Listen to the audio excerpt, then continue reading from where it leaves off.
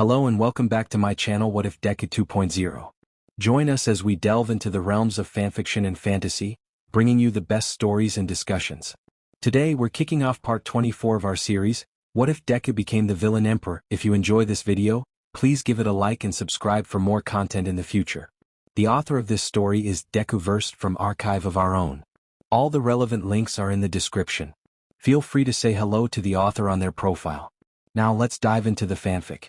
The list of Japanese supervillains, updated after the attack on Aogashima. Sis rank. Karma, Shadow Empire, League of Villains, rank 1. Mastermind, League of Villains / Meta Liberation Army, rank 2. Vengeance, League of Villains / Paranormal Liberation Front, rank 3. Atrocity, The Apocalypse, rank 3. Rabbit, League of Villains / Villain Academy, rank 3. Maria, Creature Rejection Clan, rank 4. Poseidon, League of Villains, rank 4. Mightless, League of Villains / Quirkless Liberation Front, ranks 4.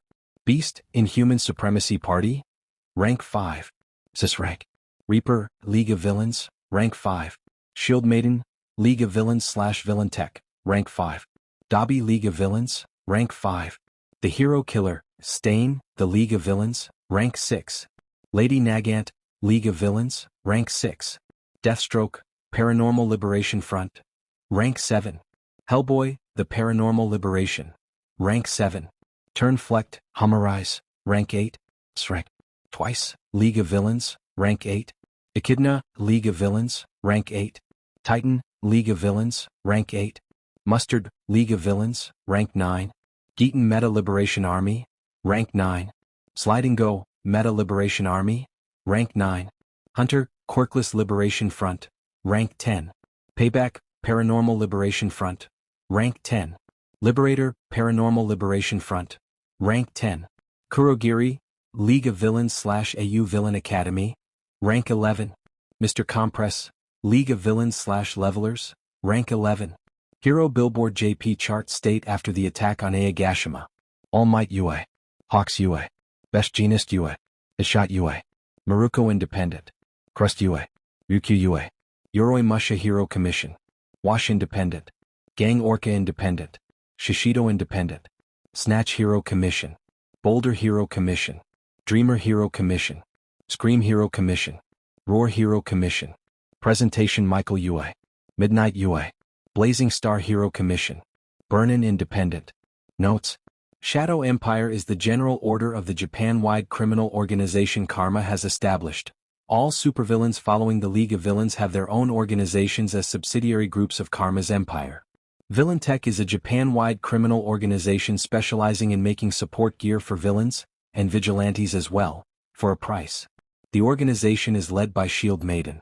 The Meta Liberation Army and the Paranormal Liberation Front had sworn loyalty to Kara and the League of Villains. Rabbit is an unknown, but if you see a child in a blue bunny hoodies, do not engage. The Rabbit villainess has an extremely powerful quirk and can fight top heroes to a standstill. The AU Villain Academy is an unknown but assured to exist organization that endeavors to teach young villains, between 15 years and 21, new skills in order to make them more dangerous and cunning. Hashtag the Shigarakis. Demon Lord, I must say that the newest villain rankings are shocking, so to speak. Ice Angel, that is putting it lightly. Green Beauty, my baby boy grew up so quickly. He is a full-grown man who controlled the country. Hell Devil, and us expanding to the whole continent. Handyman, and eventually the world. Demon Lord, that's my boy. Demon Nerd, thanks. Demon Nerd, also. Demonard sent an invitation to Rabbit SSS Ranked to the group chat. Rabbit SSS Ranked accepted the invitation. Rabbit joined the group chat under the default nickname Mini Maruko. Mini Maruko, oh. Mini Maruko, hello? Demon Lord, welcome my new daughter. Green Beauty, don't steal my line. Demon Lord, sorry my dear. Ice Angel, never mind them, welcome dear Usagi. We are going to be your new family. Mini Maruko, last time I had a family they were civilians, I ended up on the streets, but now my new family are villains and they are caring. Mini Maruko, this country is really better off as smoking crater in the middle of the ocean. Handyman, someone gets me. Hell Devil, they definitely deserve it. Demon Lord, my kids are all famous supervillains and my 2 apprentices are practically on top. That's amazing. Mini Maruko, I would have appreciated if I got my rank a bit later if it meant that yesterday wasn't such a mess. Demon Nerd, are you still on that? Mini Maruko, yes.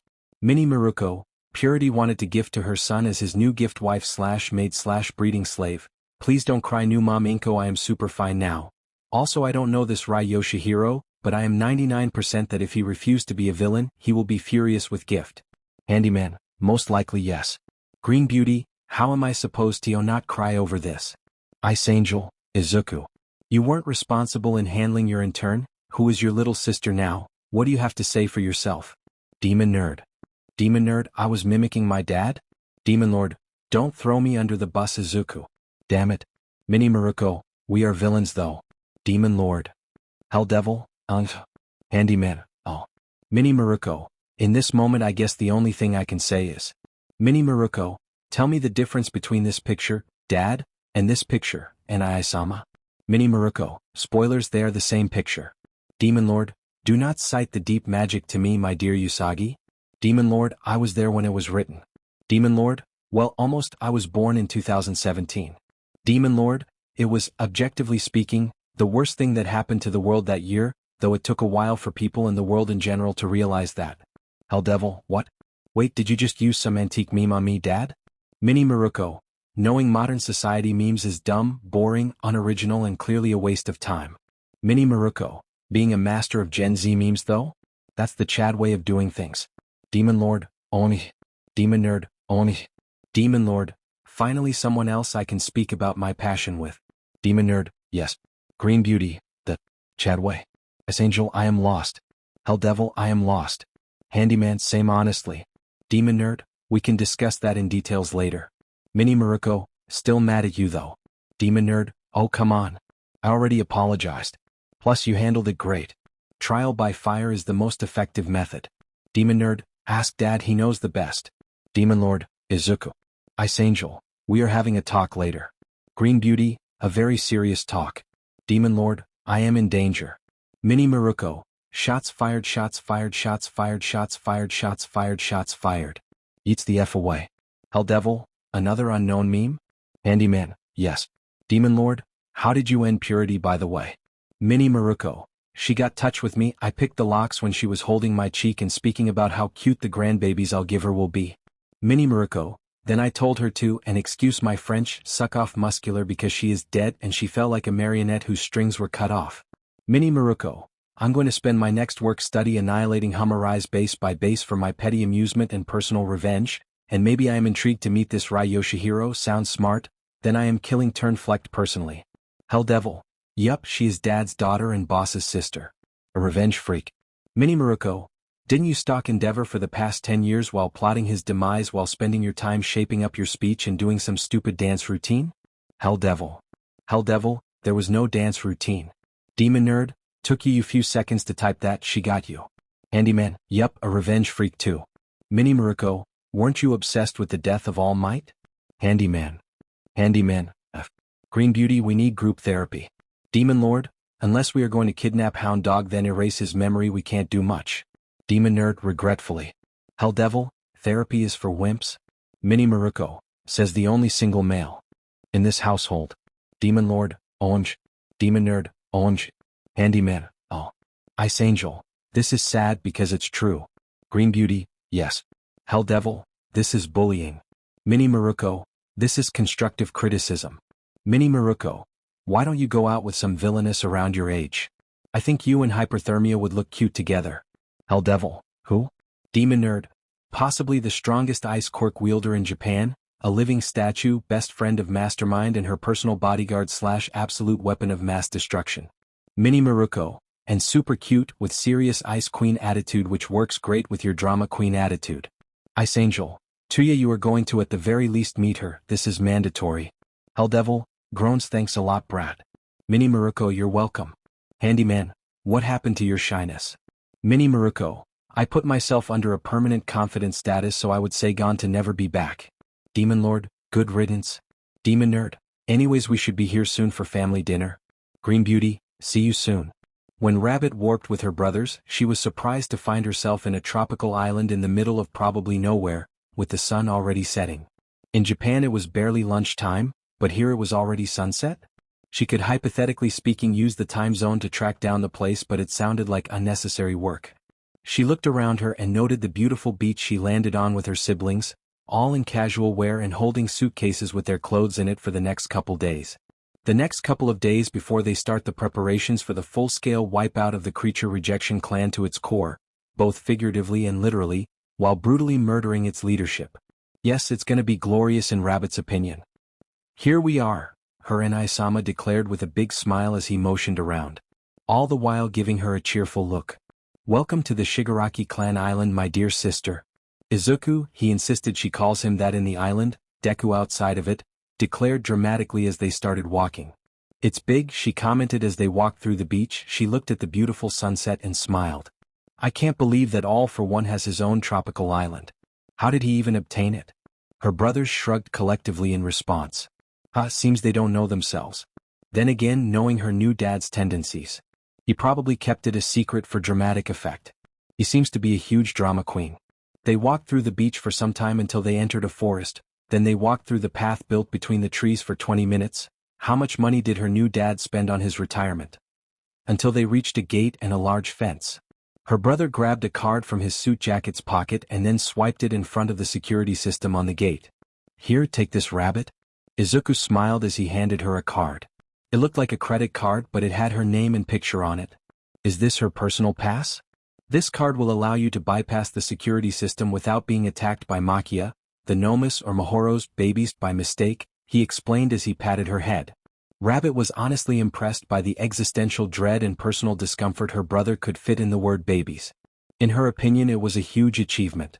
They walked inside just to see the large manor in front of them, with none other than Gigantomachia sitting beside the fountain looking like the world's most ugly garden statue.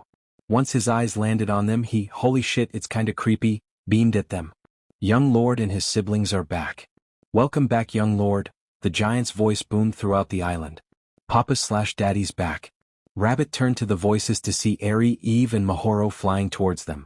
The Alicorn with her Pegasus wings, Mahoro riding on a dark bird twice her size and Eve with large bat wings. Oof. Izuku let out a sound that resembled a squeak as the three littles slammed into his chest quickly. He fell on his behind and the three girls hugged him tightly. Welcome home, Papa Daddy/Father, the three girls said in unison as they were still hugging him. Rabbit decided that they were very cute and adorable. Izuku smiled widely at the girls. One by one they smiled. Well, Eri-chan and Mahoro-chan smiled widely. Eve just nodded in satisfaction. Then the girls turned their attention to Rabbit and the two others. Oh, looks like their presence was finally registered. Welcome home, uncles and auntie, the three adorable girls exclaimed in unison, greeting them with smiles. Hey brats, how's it going? Tuya, he insisted she calls him that, grinned as he patted them on the head. We are fine, uncle, thank you for asking. Irisquad, it's pretty funny to say, announced in unison. Ugh, this is too precious for Rabbit to handle. After the little girls got off Izuku, much to his regret, he led Rabbit inside the house just to see Kotakuin and Katsuma-kun playing Monster Duel with, how the hell did Melissa make those? Custom-made hologram projector on their arms. The two boys paused their game and quickly came to greet him, both of them, oh how he loved his sons, gave him a hug. Although Kotakuin was a bit shy about it. It was cute in his opinion. After that he greeted his dad and two moms, who were still dressed in working clothes so they haven't come long before. His dad gave them a hug then went to change. After that Rabbit ended up getting a tearful hug from her new moms, with Inko crying openly about her baby girl almost dying. It was heartwarming. After that they went to change their clothes to something more homey. Well, this is certainly awkward. Tenko commented with a sweat drop looking at Raijin Shigaraki, Izuku Shigaraki and Usagi Shigaraki in bafflement. Yeah. I insist on the paternity test please, added Tuya with a grin. Because unless this is set up prank, then it's too much of a coincidence. The kids snickered into their hands, the two women were looking at each other while questioning their own sanity and the mentioned trio were staring at each other in surprise. Well, I must admit that I didn't expect anyone to have a similar fashion taste to mine. Raijin Shigaraki, formerly known as All for One and probably the most evil man in Japan, commented with a surprised tone of voice. He was dressed in gray shorts and black t-shirt with words, business suit, imprinted on the front. Because last time I dressed like that Yoichi looked at me like a brick hit me on the head. Then I guess uncle didn't understand humor well enough. Izuku Shigaraki, the emperor of Japan's underworld of crime, the leader of the Shadow Empire, a man who managed to marry 5 women without even trying, greatest strategist and tactician along the villains of Japan, a teen with a 6-digit number of kills, shrugged his shoulders casually, dressed in a blue shorts and green shirt with the words "Special Suit" printed on the chest. And I assure that I am as surprised that someone else has the same taste as me. Well, I can relate to both of you in your surprise. Usagi Shigaraki, newest SSS-ranked villain, prodigy of the AU Villain Academy, the person who led an army and annihilated 9,000 people with more explosives than most military veterans could picture using, the girl who killed a veteran SSS-ranked villain no problem, replied with a smile as she patted her clothes as she was dressed in a black shorts and a violet t-shirt with the words "business attire" on the front. But I am happy that someone sees the humor in those shirts and the culture behind it. I'm doing those DNA tests and nothing can stop me. Inko whispered in conspirational tone of voice, narrowing her eyes as the father-son-daughter trio kept talking about their favorite choices for domestic clothing. Ray, the kids and 2 guys nodded their heads together in agreement with Inko. This is getting too ridiculous now. It was then that there was a knock on the front door. Izuku perked up at that and smiled. Oh, it seems the girls are here. Kids, go greet your mothers like obedient children, Izuku urged gently. The kids didn't need to be told twice, they loudly cheered as they raced each other towards the door. Judging from the sounds of crashing in the front, they ended up dog-piling into a hug. Good thing they have cameras. It would be a shame if he couldn't take pics. Nice clothes, you 3. Himiko, cheerful as ever and very straightforward, said while giggling at her husband's clothes as well as her future father-in-law's. And her sisters. They looked funny in her opinion. Why, thank you, my dear. Raijin smiled as he patted her head gently. Himiko leaned forward and purred like she was a cat, despite being a vampire. Well, she joked once had she was Kitsune instead, maybe it was true? They were eating dinner together as a one big family to celebrate the newest addition to the family. The girls were warped in by Kurogiri after Momo and Ochako finished their school day. They were swapped for the night by clones Twice made. Twice was honestly one of the most important league members and they aren't budging on that opinion. Raijin was sitting on the head of the table with Himiko sitting on his right and Ochako on his left. The table was a large, circular one made to fit many people. It could easily hold 30 people. But they weren't 30, so there was enough space for them to not feel crowed. Are you sure you guys aren't related somehow?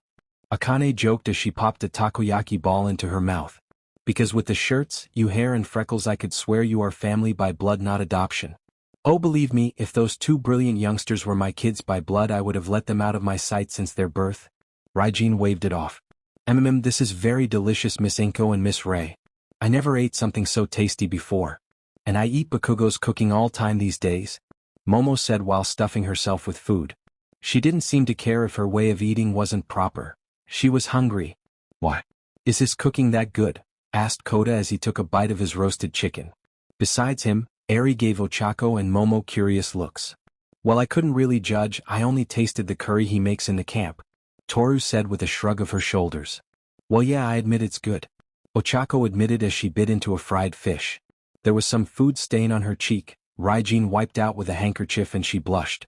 Inko hummed at that. Well, I remember Mitsuki-chan saying that Katsu-chan stuffed her to the brim when she was having baby with Masaki-chan. I wouldn't be surprised if he learned foreign dishes just for that. He is as much of an older brother as Izuku is, she giggled before pouting. I really wish me and Mitsuki-chan sent you 2 to better school. You 2 might have been still friends. Melissa, who was on her left, gave Inko a pat on the back and a gentle smile. Izuku just shrugged. I would say it was just fate that had me become a villain. I did change the country quite a lot already and I'm going to do even better in the future. So I wouldn't say that it was a total loss, he smiled and looked around. Plus I would argue that I gained far more than I lost. That got everyone to smile back at him. So how was your day in school, you 2? Inko asked, looking at Momo and Ochako with a smile. Although her smile faltered when the 2 girls grimaced and groaned miserably. That caused everyone to look at them with concern. Please don't remind me. Momo pouted. We had today a discussion over work studies and met the big 3 of UA in person. Which ended up with Togata-senpai challenging all of us to a fight. We lost miserably to him since he was strong, fast and untouchable. Well, that's excluding Ochako, Todoroki and Bakugo. Tuya looked at her in interest. Excluding them? Ochako nodded. Yeah, we ended up fighting 3-3. And we barely won. Izuku gave her a surprised look. How did you win? No offense, but the big 3 are no joke. They're the closest thing to top heroes despite their age. Ochako grinned. Well, we kept using teamwork and opponent switching tactics. We focus on one opponent and keep busy, but we throw an attack at someone else at random. Bakugo ended up knocking out Togata-senpai with a point-blank explosion after he blinded him, though he fainted soon after from the beating he took. Izuku started laughing at that. That stubborn Pomeranian just doesn't give up, does he? He actually pulled through many one-for-all punches with nothing but sheer spite. He wheezed. Soon Tenko, Tuya, Kota and Raijin followed his example. Ochako grinned widely. Yup. And when he woke up he looked ready to vomit, and do you know what his first words were? Everyone looked at her intrigued. He gave Sir Night-Eye a shit-eating grin and said worth it before vomiting on the floor. Everyone burst into laughter at that, with Akane hitting the table with her hand. Some were even tearing up or holding their abdomens from imagining the scenery. That. Holy. What the hell is that guy made of? Tuya wheezed. I don't think I can take more than a punch or two, and he took a legion of them? Mostly spite. Inko replied.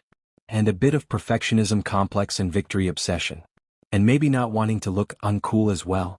Raijin looked at her with amusement. Oh dear, you are saying spite could let you take that much beating?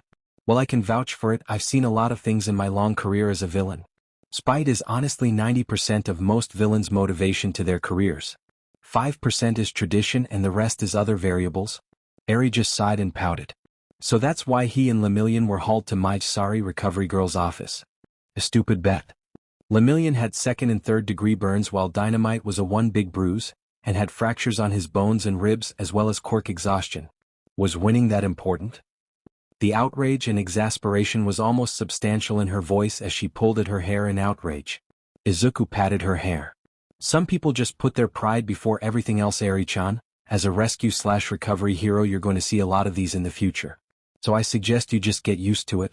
Because Kat-chan isn't the only one like that. Eri just pouted and crossed her arms. Everyone decided that she looked just adorable like this and extremely precious. People are dumb and reckless. Well, sorry for that, sweetie, but you just can't cure stupid. Trust me, many people tried in the past, they all failed. Especially when a person doesn't want to be cured to begin with. Kyoka shrugged while eating. Eri just pouted more.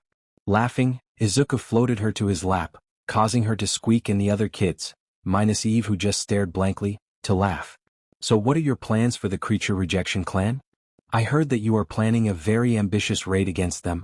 Raijin asked after drinking some wine. Izuku just rolled his eyes. Can you not bring villainy into a family dinner? He asked with a sigh. It's not villainy, it's a parent interested in what their kid is planning to do. Raining shot back, causing Izuku to sigh.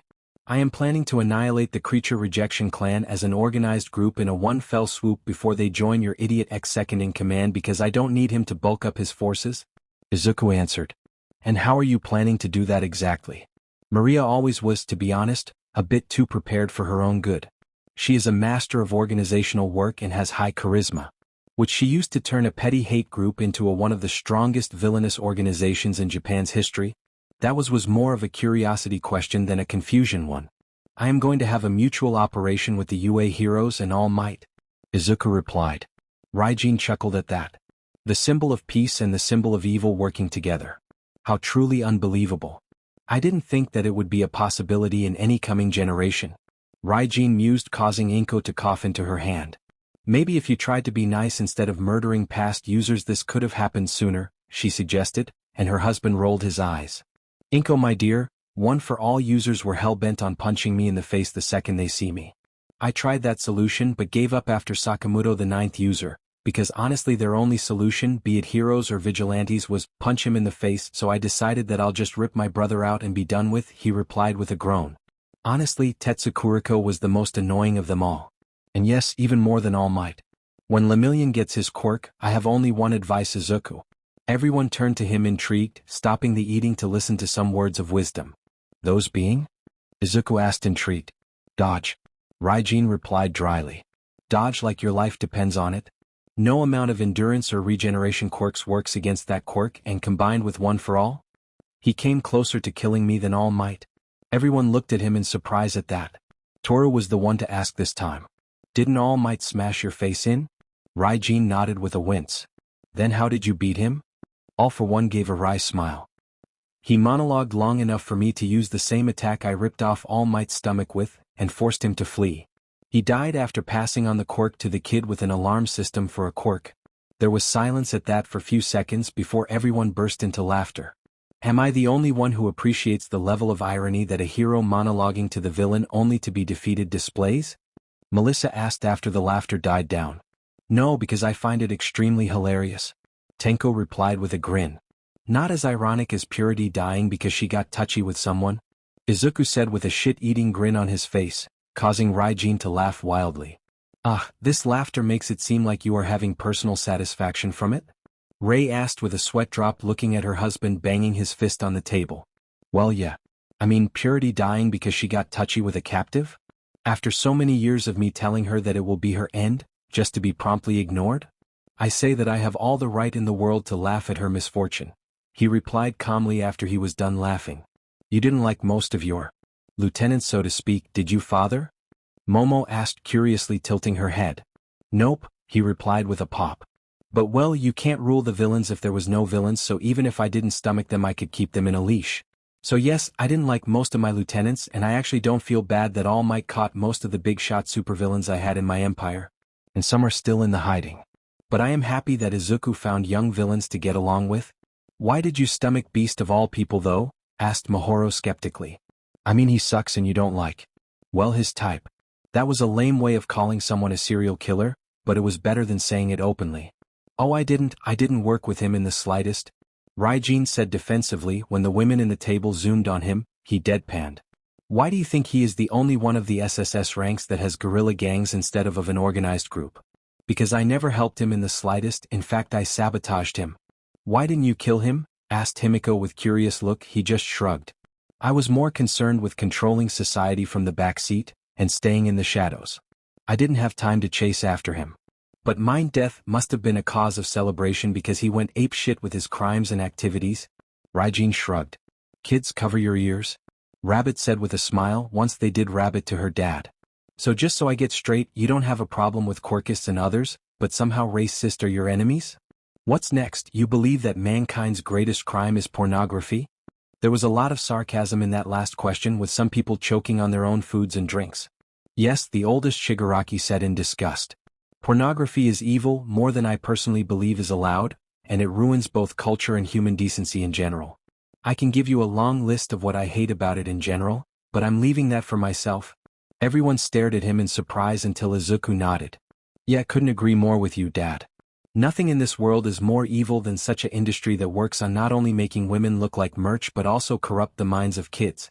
This is flattering in a way, if a bit unexpected, Ochako managed to say after the silence became too awkward. What's pornography? Eve asked blankly. The adults' expressions turned to that of horror, while their faces became pale as a sheet as they looked at the little girl. Why didn't you cover your ears? Momo asked, being the first to regain her ability to speak. We told you to do so. Eve blinked at her. I was curious, she stated matter-of-factly while everyone looked at each other not knowing what to say. It's an inappropriate parody of the activity couples use to express their love and reproduce to start a family. Also, do not repeat that word because it's inappropriate, denying all expectations and logics as well as probably the laws of nature. It's Eri who answers. Rabbit choked on her food. The mothers froze in place. Inko and Rei looked at their beloved unicorn with terror on their faces. Tenko and Tuya looked like they just saw someone being shoved down a wood scrubber and was shredded to nothing. Raijin's face is one of a traumatized soldier after years of trench warfare who was just told that the war started again and it's time for the trenches again. Izuku looked like his soul was sucked out of him. Mahoro looked ready to burst in laughter. Eve was blank and both Koda and Katsuma looked traumatized. Where in the world did you learn about that? Izuku managed to utter in horror. He looked on the verge of a heart attack. I studied to be a doctor, so it's obvious I learned about human anatomy, guys. Eri announced in exasperation, completely unaware of why her dad and grandpa were horrified. So one of the things I learned about was how children are made and what it entails, in extreme details might I add. If anything, I could almost say I am the most knowledgeable person in this room. Excuse me for a moment. Izuku stands from the table and disappears into another room. They can all hear a muffled scream coming from it a few seconds later. Raijin just jumped through the window and a loud crashing sound could be heard. Before his screech of existential horror was heard, Koda turned to his supposedly most innocent sister before asking, "What are you gonna do with that knowledge?" Eri blinked at him, caught off guard by the question before shrugging in response. Put to use I guess, once I hit puberty of course. Izuku is going to have an existential crisis from this? Ochako whispered to Himiko while Inko was busy explaining to Eri that it was wrong to do so. What a night, Rabbit decided. And tomorrow was going to be Reisan's birthday party. It was going to be wild. Alien Queen, ladies? Alien Queen, it's an emergency. Momo? Big sis? I have a gun? Gravity Queen, what is it? Alien Queen, I just realized. Alien Queen, that AG has a crush on me. Oh. Medusa Hands, can I punch her in the face? Medusa Hands, please? I'm a good girl. Puppy Eyes. Bakugo Simp 1, now you realized it. Alien Queen, yes. Best Frog, sorry but I'm going to kick you in the face Ribbit. Warp Perception, you were trying to set me up when you didn't have your own love life figured out. Warp Perception, give me a good reason to not warp you to the nearest active volcano? Alien Queen, I am sorry. Alien Queen, I thought AG was gay. Ghost Girl. American Horse. You all need God. Lizard Arkle. Big Sis. Bakugo Simp 1. Shroom Girl. I have a gun, WTF? Medusa Hands, WTF? Warp Perception, WTF? Sunflower. Momo, well, I don't know what to say to that. Gravity Queen. WTF made you think that the manliest man under the sun, well, along with Imasuji-kun and Tetsu-Tetsu-kun of course, was into guys. He would blush red whenever you are around. Best Frog, to be objective you are a hypocrite. Ribbit. Alien Queen, I know. Alien Queen, how the F did I not see it? Alien Queen, now that I actually think about it I can trace his crush to middle school. Alien Queen, Medusa Hands, you suck. Alien Queen, I know, sad face. Big Sis, well better late than never. Big Sis, also we need someone extremely rational. Big Sis, Susu. Big Sis, Goddess. I hereby call you. Goddess, did someone call me? Goddess. Goddess, okay I read backwards. Goddess, and one question. Goddess, WTF Mina Ashido? Warp Perception. Oh. Sunflower, shots fired, shots fired, shots fired. I have a gun. Run for life Mina. Big Sis, Goddess is pissed off. Gravity Queen, ask Katsuki for protection. Alien Queen, in my defense our fearsome Goddess Psycho and Telly ma'am, I thought he was gay for Bakugo. Goddess. Big Sis. Bakugo Simp 1. I have a gun. Gravity Queen, Nanny the F. Momo, I think I need to recalculate how good in reading people you are. Best Frog. WTF Ribbit? Medusa Hands, yeah the dude is straight or bi not sure but he sure likes girls. Sunflower, I say both. Warp Perception, probably yes. You all need God. What made you think such a thing of Kirishima-san? Alien Queen, well he keeps speak about Bakugo in admiration and how manly he is and saying that he is cool. Alien Queen, I guess I mixed the I admire my best friend like a role model with I admire my crush and wish to get closer to him. Alien Queen, sorry? Goddess. Goddess, you didn't accuse my beloved boyfriend of anything foul, so you are not dropping mysteriously off the earth without a trace. Shroom Girl, oh. Ghost Girl, what a mad banquet of darkness oh. American Horse, run Mina-chan. Oh. Big Sis. Okay before Psycho-chan decides to embrace Nedzu as her idol in life and start raining unpleasantness on people. Goddess, smiley face. Big Sis. Big Sis, I say we should change topic. Warp Perception. Warp Perception, Bakugo and I come pick me up I'm scared, sad face. You all need God? I have a gun? Gravity Queen? Momo? Medusa Hands? By the way, why do you see Bomberani in him as your older brother? Warp Perception, whenever I have a nightmare about my stupid supervillain father coming to take me away, and go downstairs for some water and fresh air, or the like he somehow always wakes up to make me some hot chocolate. Warp Perception, he says or does nothing just sits there silently, protectively. Warp Perception, he's really good at sitting there protectively. Warp Perception, and he gives nice head pats too smiley face. Gravity Queen, oh. Momo, oh. Big Sis, smiley face. I have a gun, smiley face. Bakugo Simp 1, smiley face. Goddess, smiley face. Best Frog. Are there any spots left there in your group Ribbit? Best Frog. I like emotionally supportive men. Lizard Urkel, same. Alien Queen, that was wholesome. Goddess. Sorry but chances of him getting an aneurysm from more girls coming at him are way too high to take the risk. Best Frog, disappointed Ribbit. Lizardical. Alien Queen. Back on subject, Bakugo was talking with Eiji, urging him to confess already to me when I walked on them by surprise without knocking. Alien Queen. I heard what they were saying by surprise and didn't know what to say. Have a gun? I bet they were startled. You all need God. Entering without knocking is very rude, Ishido-san. Alien Queen. Yeah, I know. Bakugo looked like he was reconsidering all of his life choices at that moment for exposing his friend like that. Alien Queen. Poor Eiji was horrified and was just absolutely ready to jump through the window, which was locked. While Kaminari and Shiro looked at me nervously, not knowing what to say. Alien Queen, so I walked backwards, very slowly, and closed the door, with same expression, not changing it, not a single word said. Goddess, that was, frankly speaking, the best you could do at that moment. Goddess, let things cool down before you talk it out. Goddess, and learn to knock, please. Alien Queen. Yes, ma'am. Alien Queen. I learned my lesson. They could have been changing or something. Goddess, if you peek at our man we will bury you, smiley face. Big sis, I, smiley face. Avegan, I, smiley face. Bakugo simp 1, I, smiley face. Gravity Queen, simps. Goddess, smiley face. Gravity Queen, I meant devoted girlfriend, sorry. Goddess, better. Medusa hands, she scared you that easily? Goddess, smiley face. Medusa hands? Medusa hands? On second thought, of course she did. You all need God. I believe a change in subject is necessary. Gravity Queen, we got our asses handed to us by Minimight. Lizard cool, I know, right? It sucks. Big sis, at least Katsuki-kun knocked him out. Warped perception, and ended up vomiting on the floor right after, sad face. Medusa hands, didn't you hear him? He said worth it. What the F is that guy made of? Medusa hands, I'm confused.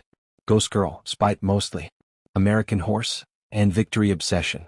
Sunflower, and an ungodly amount of determination.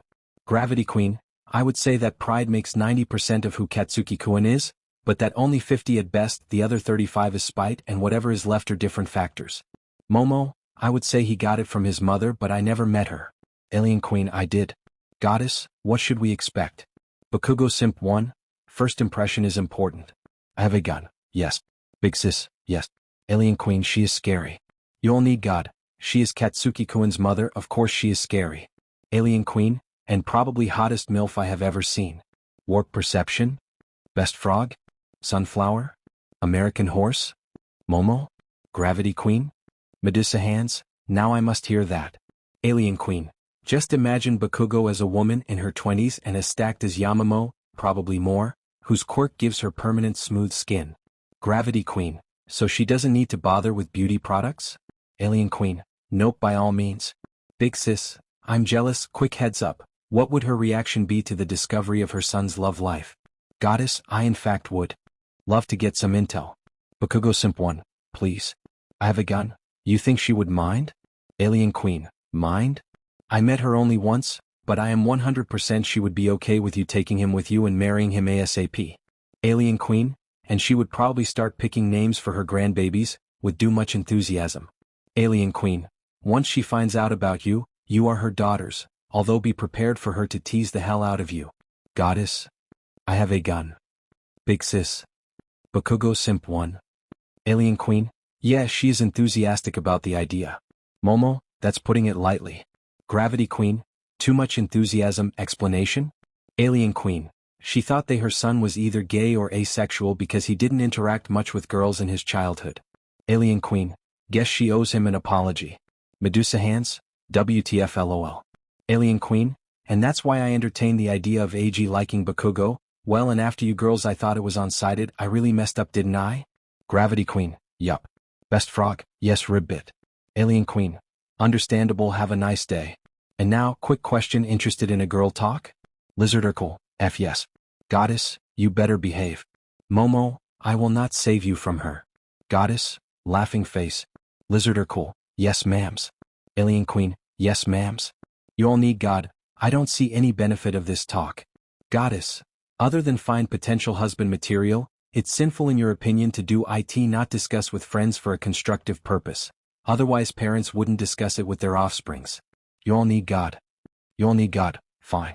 Alien Queen, okay, which of you is in a relationship? Momo, me. Gravity Queen, me. Warp perception, all. Medusa hands, all. American horse, all. Ghost girl, oh. You'll need God, oh. Shroom girl, oh. Momo, I will not elaborate any further. Gravity queen. Same, and for the record, my lover is not from UA, so don't try to ask the boys, and if you ever tail me I will give you the solar smash without restraints. Alien queen, but I need to know. Momo, figure your own love life out first. Tisk tsk. Alien queen. Lizard are cool, oh. Shroom girl, oh. I have a gun, oh. Ghost girl. Karma is a vindictive deity. Goddess, avoiding that unnecessary confrontation. Anyone else? Goddess good. Lizard are cool. So ladies dating a king explosion murder, what is your opinion on him? The bedroom rating? Big sis, infinity. Bakugo simp 1, Stan. I have a gun, Stan. Lizard are cool. Lizard are cool, and you a goddess? Goddess, let's just say that I won't hear his signature D without blushing slightly. Gravity queen, that good? I have a gun, he has stamina. Bakugo simp 1, 5 hours. Hatsum said she had almost 6. You all need God. Lizard are cool. Oh. Momo? Best frog, jealous ribbit. Medusa hands? Medusa hands? Can I have him as a friend with benefits? At least once? Goddess, negotiable. Gravity queen, it is? Goddess, if she takes a teaching job when I become your school's principal, she can take him when he isn't with us. Medusa hands? Medusa hands, this better be worth it. Big sis, I couldn't walk the day after. Bakugo simp 1, he is a bit stiff sometimes though, probably embarrassment. Goddess, he joked that I was flexible for us both. Gravity queen, wait, he jokes. Momo, I didn't know he had a sense of humor. I have a gun, points the gun. Momo, I was kidding. I have a gun, lowers the gun. American horse, a true American sister lol. Goddess, yes, he can throw jokes, don't even start with kitchen jokes. Lizard are cool, what did he say? I need to hear one. Goddess, he made me waffles and then said he wanted to make eggs but didn't know my preference. Ghost girl? You all need God. Sunflower, intrigued. Warp perception? Momo? Alien queen. American horse, Gravity queen. Gravity queen, what were the options? Goddess, with his tools and skills either boiled or scrambled. Goddess, or fertilized. Goddess, it has been 5 minutes, done laughing? Gravity queen, that was the cheesiest line I've ever heard, dying of laughter. Medusa hands, WTF. That was hilarious. He actually said that. Goddess, with a straight face, then he gave me a shit-eating grin. Warp perception, I wish my boyfriend would cook for me, it would be a great start for a day. Goddess, he was wearing an All Might apron. Goddess, my heart wasn't ready for that unlikely combination of cute and hot in the same time. Lizard are cool. Lizard are cool. Well, you didn't see his room, but he has a lot of All Might merch. Some look like they were robbed from museum. Goddess, yeah, I could tell. Sunflower, what was his breakfast like? Because I would grade his cooking as a chef, and I'll fist fight whoever says otherwise. Gravity queen, yeah, but he is taken, so interested in other boys? Medusa hands, hey Pinky, can I take the redhead before you claim him? Big sis, are you still on that? Medusa hands, you only live once. Alien queen, no. Medusa hands, plan B then, the steel guy. Warp perception, lewd. Medusa hands, whatever. Sunflower, who are the taken guys in our dorms? Gravity queen, only Bakugo. Goddess, and Kaminari, I saw making out with a girl wearing the Shiketsu uniform and hat, then he said see you later babe before bolting off. Alien queen, Kaminari has a girlfriend and didn't tell me? What the F? You all need God.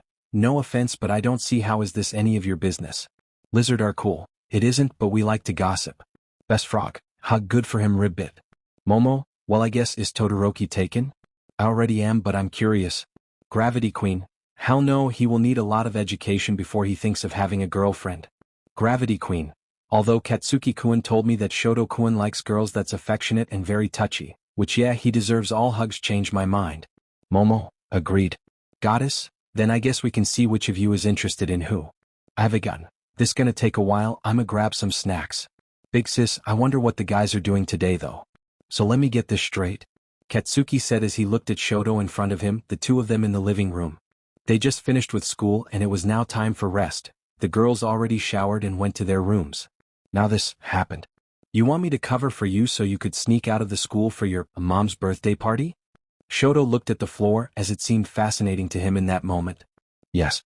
The reply was simple, but it had everyone look at him in concern. They were going to have a video game championship when this happened. And they have no idea what to do with it. Katsuki pinched the bridge of his nose. How did you know that you were even invited? Do you even know how to get there? Shoto nodded. Vampire talked to me in the provisional license exam and invited me to Mom's birthday party. I don't think I know someone else to ask for help. As Shoto said that, Katsuki let out a long-suffering sigh as while thinking this over. Icy Hot keeps calling him his brother, and by now it was pretty much mutual. He and Cheeks had everything but adopted the guy. And here he was now asking for help to go meet up with villains for a party. Ugh, the thing someone's willing to do for people he cares about. Something he was sure in another universe he would have been causing a headache to someone else about. But whatever. Fine. Shoto perked up slightly when Katsuki said that. I'll help sneak you out and cover for you. Just, don't make me regret that, okay? I don't need to get in more trouble if you get what I mean. Shoto smiled and nodded his head. He looked as happy as he could get at the moment, and it was in a way precious in everyone's opinions. Are you sure this is a good idea? Tenya asked with concern. On one hand he wanted to help his friend, on the other hand this was very illegal in his opinion. Take a second and tell me what your brother would do in your place. Katsuki replied dryly, most people would call that a dumb move, but Tenya did consider what his brother will do. And frankly speaking he would smuggle someone to see their mother, who by the way was not a criminal, she did nothing wrong, whom they missed. Alright, I'm going to help to the best of my abilities, but please don't be gone for way too long. Shoto was now beaming at them. Ugh, the things Katsuki was willing to do once someone become his friend. Katsuki went with Shoto to grab his sister who was living in her own apartment inside the UA ever since the Hosu incident. Apparently, she and her brother held a press conference right after where they confirmed the things Dabi said on live TV and live internet, just to vanish and be smuggled here. The Rat King of Chaos played that one masterfully, and what was better is that there wasn't any foul play in that strategy of his. Fuyumi Todoroki is still working as a teacher in the same school, but she was being watched closely by heroes All Might trusted so nothing would happen to her. Same case with Natsuo, but he was living in his college dorms instead, though he comes to visit Shoto and Fuyumi from time to time. He even came once to visit them in the dorms where Shoto introduced him. He got surprisingly along with everyone and thanked them for taking care of his brother. Thanks for the help again, Bakugo.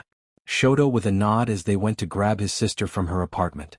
I told you no problem, just don't make me regret that and we're golden. Katsuki waved as they knocked on the door.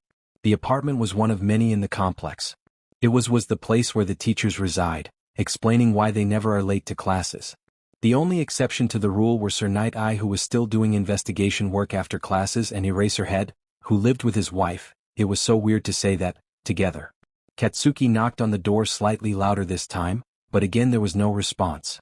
Frowning slightly, Katsuki looked at Shot with a raised brow. Hey, you sure she's home? Asked Katsuki with annoyance. Shoto nodded his head quickly. Yes, I just texted her. And she told me that she's ready. Shoto confirmed before they looked at each other in alarm. I have spare keys. Shoto quickly unlocked the door, then the two entered the apartment. What were the chances that the HPSC president managed to find someone capable of infiltrating the UA enough to assassinate someone? A bit more than they were comfortable with, unfortunately. That woman was a beach, but a competent one for sure. And she holds grudges for quite the long time. So the chances that she was still furious for the PR blow Fuyumi and Natsuo caused the HPSC. The two students walked in silently, with Shoto igniting his left hand to attack if someone jumped at them. The apartment was pretty neat and standard, clean with not much decorations. And a lot of family pictures, although Endeavor was cut off from all of them. Not that surprising though. Katsuki walked into the living room with Shoto ready for many things to happen with them. But Katsuki was not ready to seeing Shoto's sister making out with Hawks, pinned down to the couch, the two practically sucking each other's mouths at the moment. What the F am I looking at? Katsuki mumbled to himself, but his gruff voice caused the couple to snap their heads to them. Their necks turned so quickly Katsuki was surprised they didn't get a whiplash. There was a pause as the two adults stared at the two teenagers with both embarrassment, shock, horror, and maybe a tiny bit of nervousness. I am not getting paid enough for this bullshit, Katsuki announced once the silence became way too awkward in the room. Ever heard of knocking? Fuyumi asked, trying to salvage the situation as she gently pushed off Hawks, who looked super sad by that, which Katsuki could relate to as a boyfriend himself, and fixing herself slightly. Yes, but unfortunately after 5 minutes we feared that someone slipped inside to hurt you. Shoto answered, although his eyes were fixed on the number 2 hero. Fuyumi and Hawks winced slightly at his words, realizing that they might have been too engrossed in their little moment of passion to hear the door. "I see?" Hawks said, then he quickly looked at Katsuki with a sweat drop. "Hey buddy. What you doing here? I heard you got your license. Interested in a work study? Someone is trying to change the awkward subject it seems," Katsuki decided. "How long have you been seeing my sister?" Hawks's attempt to change the subject was ignored apparently. Not that Katsuki blamed Shoto for being protective of his sister. Hawks looked at him with a nervous smile, as he sheepishly rubbed the back of his neck in embarrassment. He glanced at Fuyumi as if asking for permission, which she must have given him as she nodded. 3 weeks. Hawks said nervously. Katsuki related to him so much right now. Meeting's the family of your girlfriend is about first impression, and Hawks definitely messed it up pretty much. Shoto turned to him for some reason. "I really feel the need to roast chicken at the moment," Shoto Todoroki declared with a smile. One that even Katsuki wasn't comfortable with. "Shoto," Fuyumi said sharply, cutting him off. Hawks took that as an opportunity to put her in his lap, as a shield from the dual-haired teen. Blissfully unaware he was digging his grace deeper. Deciding that this family drama is not part of his own life, and that he isn't getting paid enough to deal with it. Technically he wasn't getting paid at all, and that he just wants to go back to the dorms. Katsuki spoke up. "Hawks, can you just fly off the school and take those two with you and save me the trouble of smuggling them out?" Katsuki asked, stopping Shoto from saying something about roasting or freezing or blowing up chickens. Hawks blinked at him before giving a thumbs-up gesture. "Sure buddy. Whatever you say. I was leaving in few minutes anyways when you came in like that. Don't worry, I'll escort them to wherever are going I guess." Katsuki sighed at that and nodded. "Alright, when you're back icy hot, text me so I can send Amari to pick you up." Shoto nodded at that. Hopefully Shoto doesn't try to roast the number 2 hero mid-flight or something equally dumb. When Shoto and his siblings were warped by Kurogiri, Shoto expected many places like an underground base or maybe bring in the middle of the desert or maybe going to Antarctica. But instead he found himself sent to a large and sunny tropical island's beach, with his siblings looking around in shock. He could relate. Natsuo joked about Tuya being an overachiever with getting their mom a place to live happily. But Shoto on the other hand was satisfied knowing his mom was in such a nice place after being locked in a mental hospital for so long. They went through the path which what the hell? How big is this island? Until they reached large steel gates. They opened after Fuyumi pressed a button and spoke through the earpiece. They went in just to find themselves facing a large manor. As they walked, his sister expressed her concerns about the situation but Natsuo shrugged it off without a care. Not that Shoto felt different, he just wanted to see his mother. And if he must come to an island full of villains, then so be it. He couldn't care less anyways. As they reached the house it was opened by Tuya, who grinned at them.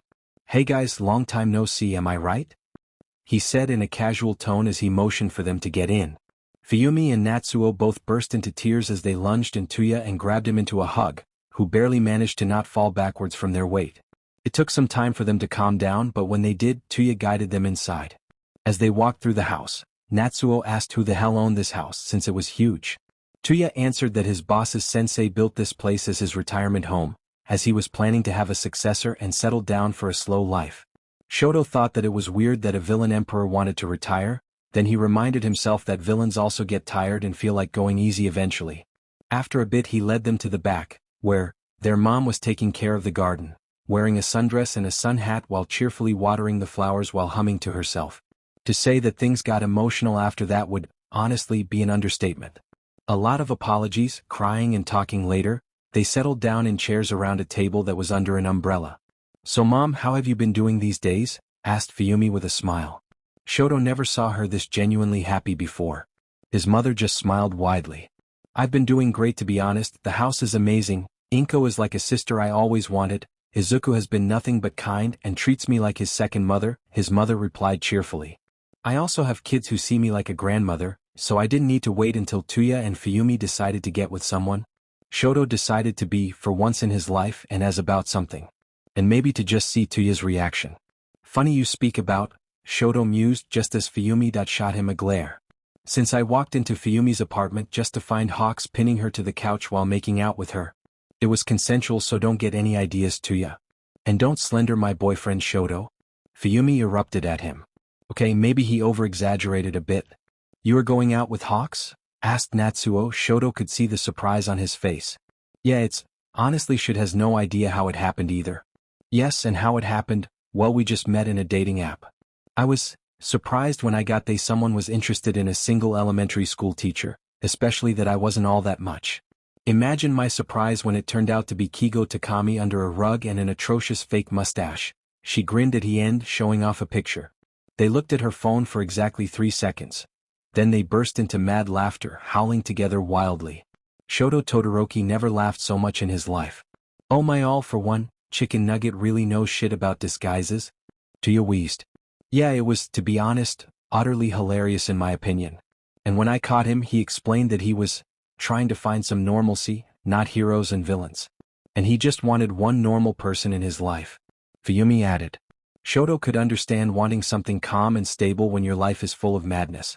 So an elementary school teacher whose the most exciting thing about her is that she likes karaoke must be a breath of fresh air, summarized Tuya. Fuyumi shrugged. In her opinion, her being boring and normal is what scored the hottest piece of man among the young heroes. How many women out there are interested in having a date with the number 2 hero? So now I see why the Chicken Nugget was awkward around me in our usual game nights. Tuya mused as Natsuo choked on his own spit. Shoto wasn't much better. You hang out with hawks? Fuyumi asked in surprise. Yeah, he comes to one of our bars where we hold game nights, video games, poker, board games and the likes. It's actually pretty fun. It's usually me, Reaper, Mirko, Spinner, Mustard, Spinner, Hypnosis, Nagant, Razor, Compress. Oh, I think Gang Orca tagged along once. Everyone stared at him blankly. So, back to mom. You are happy here? Natsuo decided to get back on track, trying to ignore how top heroes and supervillains are hanging out. Their mother nodded her head. Yes, I even took a teaching job in Izuku's school, she added. Shoto Todoroki choked on his tea. He looked at his mother in surprise. What can you teach in a villain school? Their mother shrugged. Cooking on a budget, how to make different types of food. Money handling. Me and Inko are apparently very popular along his students. We even had to pick up code names. What did you pick? Shoto decided to ask out of curiosity. Mrs. Freeze, she answered with a smile. More like Miss Mom. You are a widow? Not sure. Natsuo looked confused by that. Shoto was too. No, I actually got married again. Shoto choked on a cookie. Fuyumi smiled her tea and Natsuo just gaped. Who? Fuyumi was the one to regain her ability to speak first and asked. Well, Izuku's dad's demise was slightly exaggerated. And he is a very pleasant person actually. And good looking. And well, when you stick around someone nice for a while after so long, their mom shrugged. Well, I am a woman. And women have needs. Shoto Todoroki did not wish to hear that last part. Thank you so much. Is he nice to you? Natsuo asked. Because your last husband was SN adding good days. And I don't want to talk about bad days honestly. Tuya rolled his eyes. Oh please, my new dad figure is, well, a husband. He is pretty nice to mom and other mom. And he is pretty much a family man. And a doting grandpa. So don't worry, mom's doing great. They kept talking for a bit before they went in for the party. Their mom dressed up in her school outfit, a long white coat that reached her knees with a furry collar and black boots. Was it erotic? Probably yes. Did he mind? Probably. Was he gonna complain? Hell no. Shoto was momentarily startled by the towering 7-feet-tall figure, that looked like the first coming of Karma, change his mind, but he introduced himself as their stepdad, which was awkward.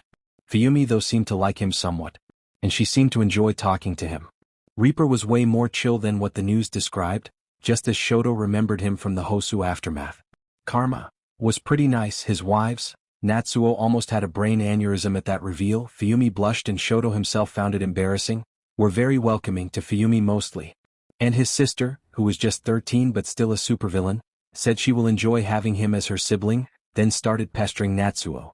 Miss Inko was nice. She was very nice to be precise. Honestly, she was like his mom, but with different hair and eyes. And she was extremely sweet. Now he understands why Bakugo and II likes her a lot. All for one, All Might's arch-nemesis was just wandering around with them in the party and it didn't even matter much. Apparently Karma will erase him from their memories to not tell Nedzu that All for One is alive. Not that Shoto would've. It would ruin his mother's happiness. They would be unacceptable. They started with the cake, which was shaped after the Hero Commission's president's face. After their mom blew the candles, freezing the fire with a misty breath, which made most the kids cheer in amazement, Tuya cut the cake. Shoto enjoyed seeing the knife cut her apart, to pieces. Then they loved to the presents. Fuyumi gifted their mother a sweater, Natsuo brought her some novels he found to be great, Tuya gave her an electronic book, while Shoto gave her a tea set. After that, it was time for some games before they had to leave. Bakugo and I could only cover up for him so much. So yeah, Kurogiri warped them after few hours, and tomorrow he will have to see who to work-study with. The next morning of Shoto's mother's birthday party, everyone woke up for school quite excited, as some of them were planning to go try for work-studies. The boys did an excellent job covering up for he dual-haired boy that not even the girls know he sneaked out, well except for Mika since she was the one to warp Shoto back, but she promised to stay silent. The Hero Corps students woke up for their usual routine and got dressed for the day, some more excited than others for today. So, any ideas who might take you guys for work studies? Mira asked around as she was eating her breakfast. I was thinking of going with Best Jeanist, answered Katsuki with a wave. That, in return, caused everyone to look at him quizzically. What? Well, nothing, but we thought you would go for someone more hot blood. Best Jeanist isn't your mood type of guy, Ochako explained. He specializes in capture and not combat. While you specialize in combat, mostly one-on-one fights. And your personalities don't really match. He is also not very fit to teach you how to improve your quirk since his is literally nothing alike to yours. Katsuki shrugged at that. He has something else he can help me with. Yeah, our quirks aren't the same, but he is still a top hero. Katsuki looked at Ochako with a smirk. And who are you going to intern with, Cheeks? Ochako gave him a malevolent, bloodthirsty Cheshire cat-like grin, as her body was enveloped with a pink aura of competitiveness. Everyone on instinct flinched at that, with some of the boys gulping in fear. The demon is back and they can only hope it's not going to turn on them. I talked on the phone with Maruko and she already sent me an offer.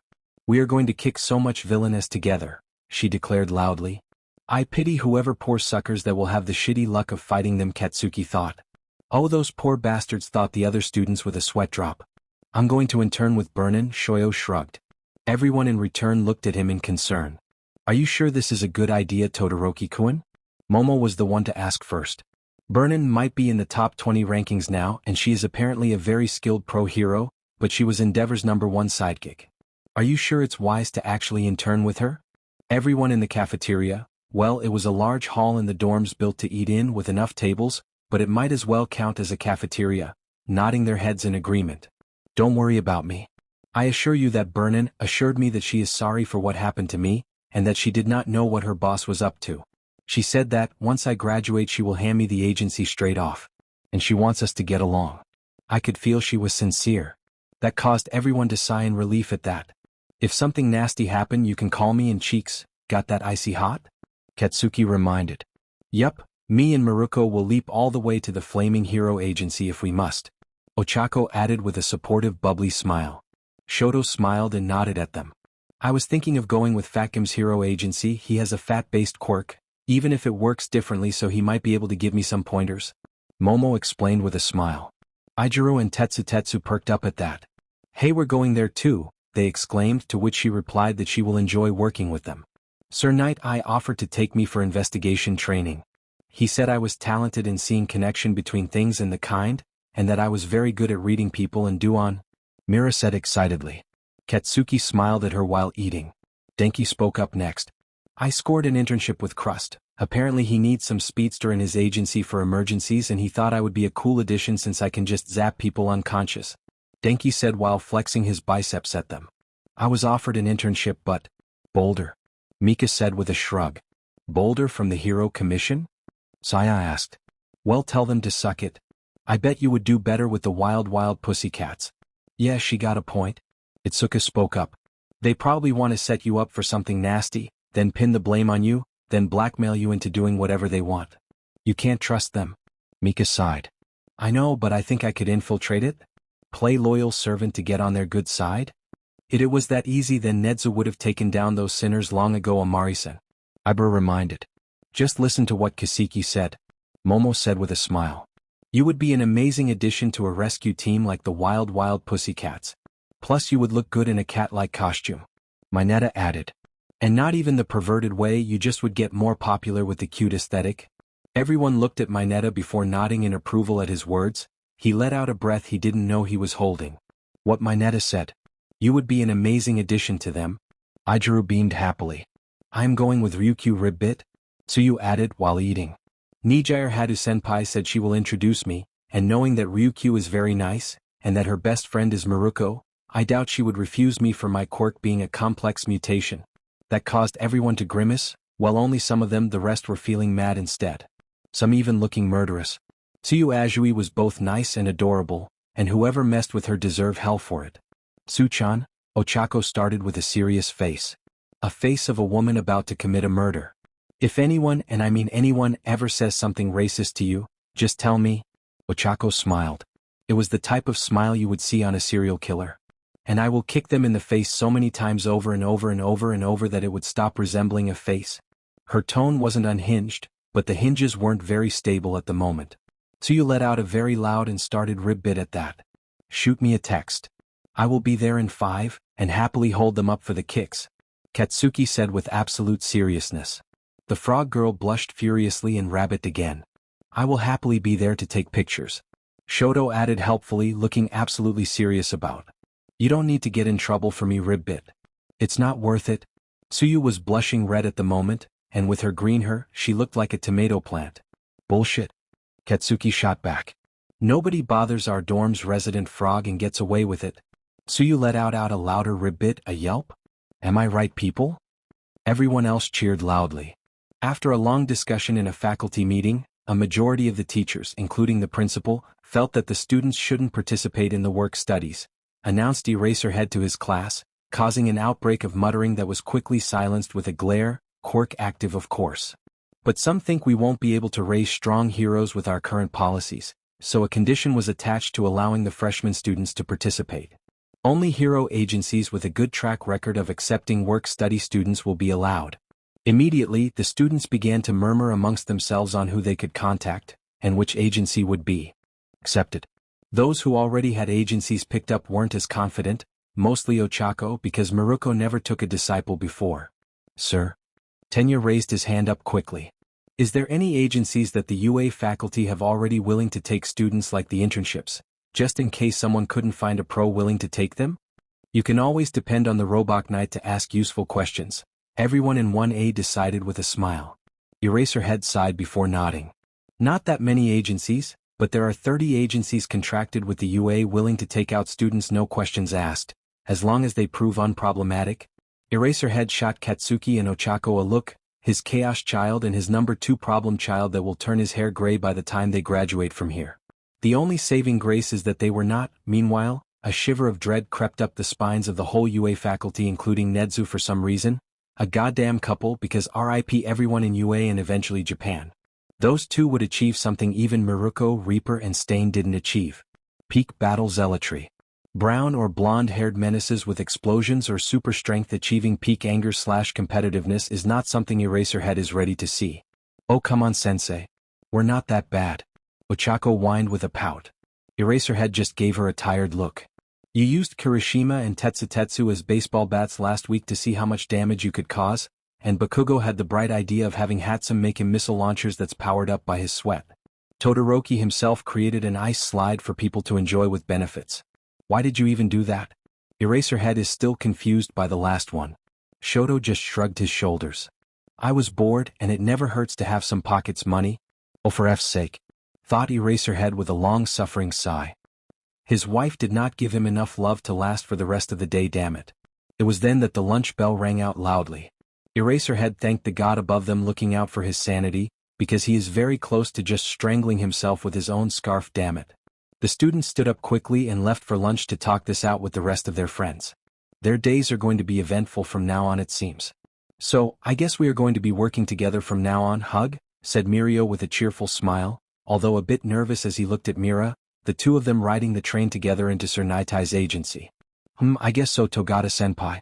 Mira replied calmly as the two were dressed in their hero costumes. Mira's costume consisted of what you would call a hybrid between civilian clothes and military uniforms. In a pale blue color with a belt that had few gadgets in it such as a taser, smoke bombs, 2-gun with rubber bullets, and a riot baton for close quarters combat. She looked more of a soldier than a hero but she liked it. Plus, she saw that one posture her boyfriend has, why not mimic the aesthetic? Irio looked slightly nervous at the moment. Mira could understand that, her quirk reading his and getting her the nasty details was an adventure. Her analysis quirk was absolutely terrifying. She didn't get one for alt, but she got he who transferable stockpile and 20 previous users and float as well. She pulled him and Sir Night Eye for a quick chat before he fought them. Apparently she didn't use her quirk on him before to not be rude, but then she used it before the fight and, well, things escalated. Katsuki explained to her the situation, and from what Katsuki said, she swore secrecy until he told her to speak. Until Katsuki told her. Not Mirio or All Might. That was concerning. You still worried about me spilling the beans, senpai? I already told you if Katsuki-kun doesn't want me to say anything, then my lips are sealed. Mira drawled skeptically. Mirio just winced at her words. Well, to be fair, I am worried that your allegiance is Katsuki-kun and not, well, you know, the heroes. He was trying to not be antagonizing about it, but it was obvious it was concerning.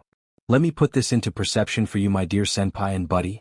Katsuki Bakugo is, to put it simply, the hero.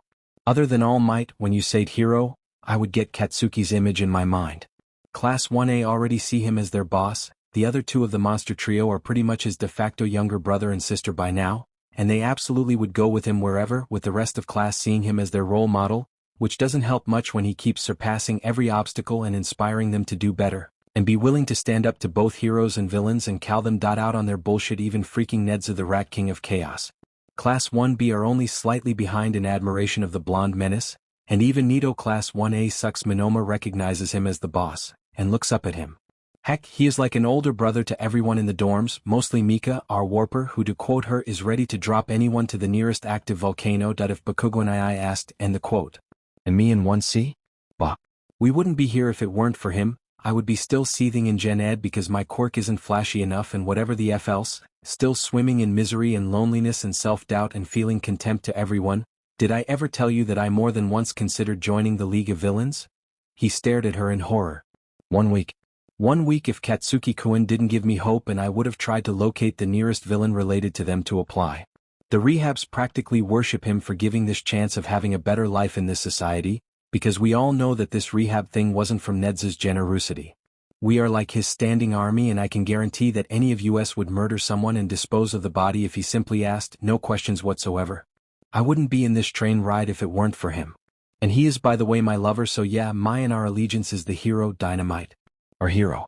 And mine, she explained calmly, but honestly Mirio feels like he was shit-talked into submission. Every word stabbed harder than the one before it. It was like someone was kicking him when he was down. She sighed, finally saying her piece before grabbing her phone and playing music with earphones in her ears. He needs to have a quick talk. Hashtag the UA Emergency Council. Small Might, we have a problem. Mr. Principal? I spy? I mind. Tired badass, what is it? Recovery girl, did something happen? Small Might, just existential dread. I spy, what's wrong? Are you and Erishur coming? Small Might, yes we are, and she is part of the existential dread as well. Recovery girl, what? What? She is a good kid. Screaming, hey little listener, she is my student. I spy mine now. Small Might, a good kid, yes, who apparently still doesn't like us much. Sad face. Naughty teacher, what? Big Might, what? Tired badass, what? Cowboy, Power Stark? Mr. Principal, explain? Small Might, she said that I have nothing to worry about for my quirk details and that Katsuki told her to not talk, so her lips are sealed. Small Might, not because I told her and it's my quirk, not All Might, not Nedzu, not Sir Dynamite. Mr. Principal, oh I see. Tired badass. You are worried that if Bakugo left she wouldn't feel obligated to keep secrets or even be a hero. Big Might, I understand that she would listen to him more than us. She is in the hero course thanks to young Bakugo. After all. Cementos, much to my regret, yes. Cowboy, how badass it. Small Might, she said that her allegiance is Dynamite because he is, and I quote, hurt Katsuki Bakugo, is, to put it simply, the hero. Other than All Might, when you said hero, I would get Katsuki's image in my mind. That's an exact quote. Mr. Principal, well that isn't very surprising. Everyone in the first years at the very least likes him. Some people admire him and some worship him. Power Loader showed me the shrine. Ugh. Big Might, did you say shrine? Recovery girl, it's right next to yours. Straight face. Big Might, sad face. Big Might, I don't know how to respond to that. Need nap, how bad is it? I was always concerned over the whole if I leave, everyone would follow me to exile shtick. And I can't for the life of me not take it seriously. He got them to dress in robes and act like a cult. he can get them start crime fighting as vigilantes. I mind, a good number I guess? Small might, every single one of them. Mr. Principal. Mr. Principal. Mr. Principal, oh dear. I spy evidence? Small might, Uraraka and Todoroki are his de facto adopted brother and sister in everything but paper, and Todoroki already calls him Bakugo and II.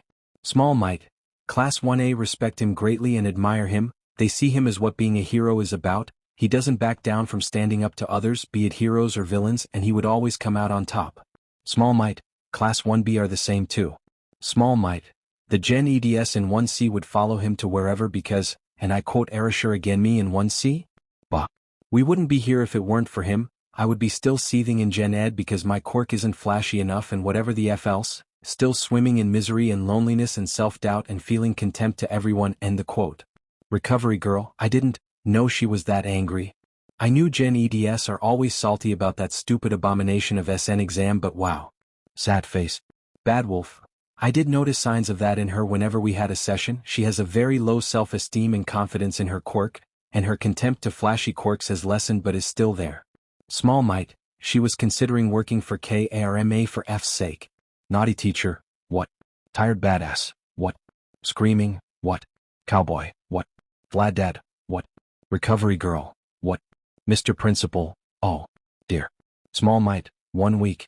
She was 1 week away from joining them. Katsuki Bakugo saved our asses from a huge scandal. Big might. Cowboy, bullet dodge then. Small might, she said that she and the others that were Gen EDS will go with him, and they would do whatever he asked them because they wouldn't have been heroes in training if it weren't for him anymore, so dropping is no big deal. Small might, the rehabs practically worship him for giving this chance of having a better life in this society, because we all know that this rehab thing wasn't from Ned's generosity. Mr. Principal. That actually hurt me. Tired badass, yes. Suffer. How long have I screeched at you to change that abomination of an entrance exam? How many of our students are villains because of that? I spy, I am checking. And then we are going to have a very serious talk, Nedzu. Mr. Principal, I'm in danger. Sad face. Big might, yes you are. Smiley face. Tired badass. Smiley face. Small might, I'm positively intimidated, she doesn't seem to even dislike me, and she is brutally honest about her intentions. She said that if Katsuki decided to become a hero she will be his #1 sidekick and personal investigator / quirk analyst. And if he decided to be a vigilante she will follow him without questioning and fight both villains and heroes no problem. Vlad dad, how did he buy their loyalty like this? Tired badass, he didn't, he just helped them achieve their dreams, got them a chance for a better life, acts as their inspiration, is their role model, the closest thing some of them have to an older brother, or all at once. Straight face. Vlad dad, right F. Naughty teacher, well this is our mess up. So the best we can do is prove to our students that they can trust us, and not go and try to change the world themselves. Mr. Principal, yes we will. Big might, we are still having that talk. Need nap, yes smiley face. I spy, smiley face. Mr. Principal, I'm in danger, sad face. Batwolf, yes you are. Small might, but just worst case scenario, how bad would it be for my juniors to go vigilante? Tired badass. Knowing how competent those hell spawns are, I would give them a year before they bring down the commission in a full-blown civil war. Vlad dad, right they absolutely will. They might work with Knuckle Duster to overthrow the government. I am 90% sure Maruko would join, and they will pull the win. I spy. Yup, and that's if they don't just pull an alliance with the League. Villain Tech does supply vigilantes. Tired badass. The day Karma and Dynamite become partners is the day I turn in my resignation and retire, because I am not dealing with that level of chaos. Small might, I reached my destination. The two exited the bus, Mira looking absolutely normal and cheerful. Mirio decided that he shouldn't let this out him down. Yes, Erasure was just let down. And he is going to help her as both a hero and her helpful senior. She was a good kid, just, she was let down by people. He will be the first one to pick her up. Or well, the second one, Katsuki already beat him to it. He has an eyes for talent, that's for sure. If she could get some details of one for all, then she's a terrifying tactician. The two walked through the road in their hero costumes, they had provisional licenses so it was alright to do so, plus Mirio was a third year. Was fine. Oh right, before I forget, now and until you finish talking with Sir, it's absolutely imperative that you make him laugh once, said Mirio as the two walked through the street, both in their hero costumes. Sir holds humor above all else as you know.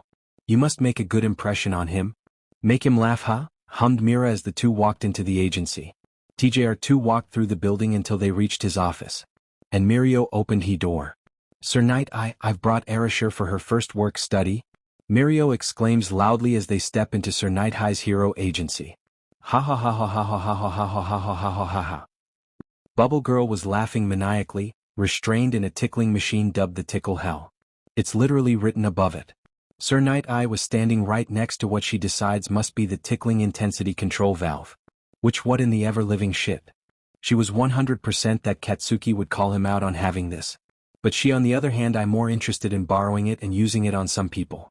Oh, she must have not been humorous enough in her report, Mirio commented with a sweat drop, while she was briefly thinking about her boyfriend. His words woke her up. Is that a daily thing in this office? Oh no. This is the worst. In more ways than one. Sir Knight turned his face towards them. It's a rather intense stare. Very, very judgmental. Or at least analytical. It's hard to say. But it does make her look a bit scary. Mirio looked at her as if nudging her with his eyes to do something. What is he? Oh right, make him laugh. A chicken with a quirk once was glaring at a man while eating. Do you know why? She asked with a smile. Sir raised a brow at her. Mirio looked at her curiously. The man did ask, the chicken just replied, you are eating my cousin duck but Mirio burst into laughter. She could tell it was genuine. Sir's lips twitched upwards. Okay, that was just the appetizer. She has more. Eraser was obsessed with being fast. Do you know what he named his firstborn son? Mirio looked at her expectingly. Sir just stared. Speedy Turbo. Mirio laughed again. Sir smiled a bit more. He was resisting, wasn't he? Well, she got all day and many jokes she heard in America. 1. What do kids play when their mom is using the phone?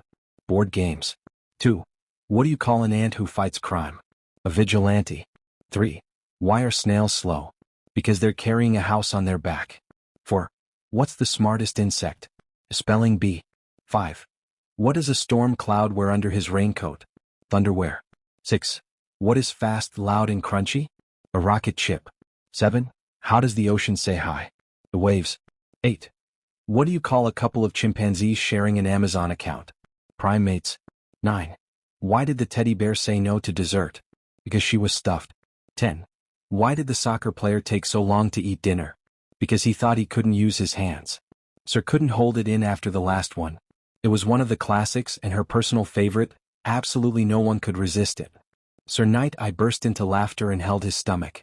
He was laughing extremely hard. So hard she was concerned he might fall over from cackling. Mirio was on the floor by now, each joke causing him to laugh harder. She threw so many of them at once she has no idea if he was okay. He was tearing up, and Mira wasn't sure if Bubble Girl was laughing at her or the tickling hell anymore. After everyone caught their bearings, Bubble Girl and Mirio left them alone to talk. So, can I ask why did you chose my agency? I can tell that it's not just your admiration to me or that I am extremely good investigation. Sir Knight is painfully honest. But Mira is in a relationship with Katsuki Bakugo. Her boyfriend would tell her to her face that he didn't like something she was wearing then lie. She can handle a MSN pressing on her. Well yes, there was no point in lying to her mentor for this work study. You are he one in charge of the investigation work related to the apocalypse. We the first years gave a score to settle with those scumbags. Especially Katsuki-kun. This way I can get more intel on them and see if there is anything we can do to strike a blow to them. And I want to do my part by helping with the investigation. Sir stared at her intensely for few seconds. More than he does in class. This wasn't Sir Knight the homeroom teacher of Class 1C, this is Sir Knight the serious and calculating hero and incredible investigator. A legend among both lame light heroes and underground ones as well. He was the worst nightmare of any villain group. Any crime syndicate hearing that Mirai Sasaki was on him would run for the hills instantly. But even then, despite the men preferring to be a backseat strategist/investigator, he was still formidable in combat. She asked Nedzu and got multiple footages. It was incredible. After few seconds, Sir Knight nodded. Alright then, but I expect you to be focused. I know that you are going to share this with Dynamite, but no one else, understood? Sir Knight was looking at her sternly. Even the IQ hero, Mindscape? She kinda now is doing a work study with Nedzu, and since you share your findings with him she would find out either way. There was a slight twitch in his eyelids. Yeah. Slight. But she caught. I know, it's scary that another coming of him is here, but at least she has the same allegiance as me. So nothing to worry about. Plus even if nobody tells her, she would probably find out herself. Sir Knight, I sighed at that. I dislike the very odds of Nedza finding a mini-him. Let alone see it happening. But I can't do anything about it. Alright, those two are the only ones you can share your findings with. It's like her own All Might and Nedzu, funny enough. And she could see a small bit of amusement under the exasperation and slight existential dread/horror. Yeah, Intelli is scary sometimes. Whatever she was doing now. In Tokyo, a bunch of businessmen met up for a business meeting. There was absolutely nothing wrong or out of place about them when they came in. If it weren't for the fact that the closed meeting was about an illegal human trafficking ring they were bossing/financing as an investment. They discussed things normally about how the operations were going, the profits and the bribes and so on. So to sum up, everything was normal. Until it happened. Ah. The sound of manic laughter blasted through their intercom system, causing them to jump in surprise from seats. The sound of two people laughing loudly could easily be heard. Nedza's manic laughter was famous and known, but the feminine laughter was unknown. Well, gentlemen, I hope that you enjoyed your freedom because it's over, and thank you for helping me educate my personal student and future successor. More laughter could be heard as pro-heroes burst into the arresting the men.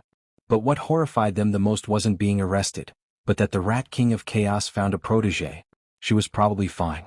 Good thing that her work study was going to be fruitful. The UA versus the Apocalypse rematch is going to be bloody, and not for UA, that is. That she swears. You know, I'm surprised that you chose to intern in my agency, Dynamite. Your type of quirk and fighting style isn't really very much similar to me. I thought you would ask Maruko or Crust for giving you some training. But you came for me instead? Best Jeanist looked very confused at that. But not in a bad way. He was dressed in his hero costume like usual. One day Katsuki Bakugo will see what that man's chin looked like, but it's clearly not today. Well, I do have my reasons. Dynamite replied calmly. Bestie Jeanist motioned for him to keep talking, so he did. Well, you see, if it was only about combat then I would have said that I got everything ready, but I know that I suck with public appearances. So I thought that cloning to you would help with that. Help me craft a hero persona that isn't faking to the masses who I am, but instead help me try to find a way to be myself and still be accepted by the public. Best Jeanist hummed at that thoughtfully. Not impossible. I mean, Endeavor was, and excuse my French, shit to his fans, and he kept hounding the second place for a very long time. And then we have Maruko, she is as brash as you and is still popular, excluding those lewd boards that must be Kingdom Come, of course. Dynamite gave him a serious nod. Lewd boards on the internet must be annihilated ASAP if they want a better Japan, damn it. Yeah, that. I want to be a hero to inspire the masses like All Might, but let's face it, I'm not like All Might and Lemillion. We're just not the same. I don't think it would suit me to say the whole I am here, with the laugh thing. I'll probably butcher it to look scary somehow. Katsuki and Best Jeanist grimaced at the idea. Yeah, so instead I came for you to help me somehow find a way to both be myself and still be accepted by the public? He wasn't sure how that would work out. But at least he is willing to try. Because he wanted to be a great hero, and throwing thugs behind bars and calling it a day is the reason why the country is shit. He needs to be a great hero, one that makes people feel safe. And one that has an impact, so when he calls out for changes in the system people would support him. That would be hard. But I am taking that challenge. The fact that you are willing to try and at least make some changes had my work cut out for me. For both of us actually. Best Jeanist nodded. I understand the whole I don't want to be home someone else notion. We are heroes. We try to leave our mark on the world as ourselves, not others. So as long as you are willing to correct things that's, well, not good, we can work something out. Plus, it's not like I'm not going to teach you anything. We will go on patrols and so on. So I expect you to give in a lot of effort. That was a warning from him. This was the agency of a top hero, things ain't slow-paced in the slightest. Oh please, I am more worried about you being bothered by me being a perfectionist and trying to do my job to the finest details. Dynamite retorted with a smirk. Best Jeanist smiled under that large color. I think that we are going to get along just fine. Great. He managed to score the work study. Omake, Uravity and Maruko.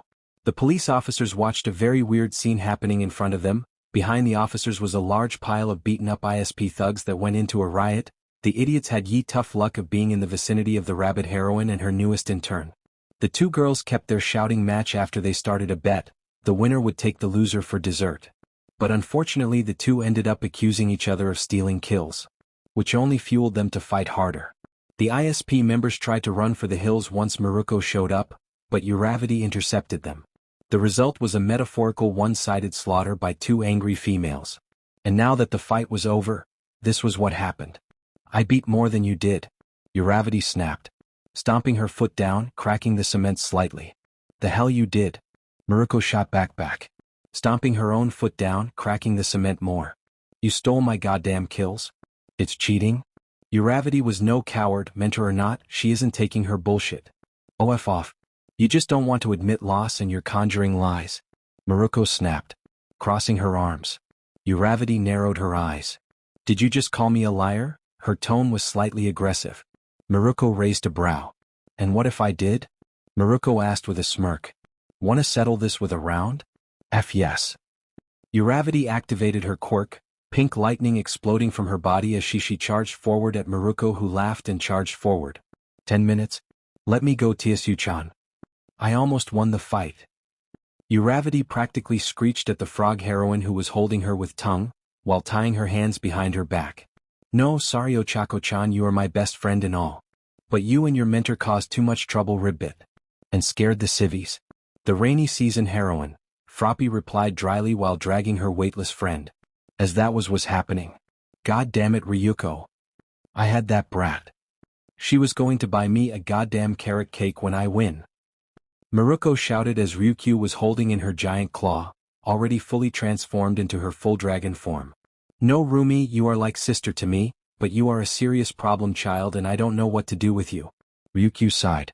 Seriously, did you actually fight over stealing kills of all things? Fighting crimes isn't a game. It is when the crimes are committed by idiots who might as well count as video game NPCs that you can one-hit defeat. Uravity shot back as Ryukyu started flying off. I know, right? I wish I could fight someone better. Maruko shouted. Well, technically, Narahata isn't very far. We could go to challenge Knuckle Duster to a fist fight. Uravity pointed out. Tsuyu and Ryuko looked at each other in exasperation as Maruko grinned. F yeah? The rabbit heroine shouted loudly. Ugh, why Ochako-chan? Why? Froppy asked in exasperation. Uravity shrugged. I'm curious how long would I last against him? Froppy sighed in exasperation. This is going to be a very long rest of her life, it seems. The hero work studies are oriented off-campus activities. They are considered very important activities for the formation of future heroes, since they are necessary to obtain real experience, and it helps the participants to improve their combat skills and the use of their quirks. They are similar to the week-long hero agency internships, but with notable differences as the work studies are closer to a real hero experience. During the internships, students were treated as guests at the agencies and are present to simply observe and take notes. During the work study, students are treated as sidekicks, and in some cases as pro-heroes. Under the guidance of the pros, the students are allowed to use their quirks in emergency situations, and they can be dispatched to disaster areas to aid the relief effort and join the fights against villains. The students must work in their respective agencies for at least a month, and they will be remunerated for their work. In this activity, any student of the Heroes course can participate regardless of the year, provided they have obtained their provisional hero license. First-year students have a harder time since they still have a lot of classes, so they will also rack up a lot of absences, needing supplementary classes to be able to continue on this path at the same level as their classmates. The students must use their networking connections from the sport festival to secure their work studies. Due to it not being part of a class, but an activity that is done at the discretion of the student, those who weren't scouted at the sports festival would have a hard time lining one up to begin with. Originally, individual agencies recruited on their own, but there were many complications with trying to get the UA students to join and opted for this method. Of course, the work studies aren't just exclusive to Lamelight heroes alone, since a lot of underground heroes offer a similar experience, although of different types due to them being very different from Lamelight heroes.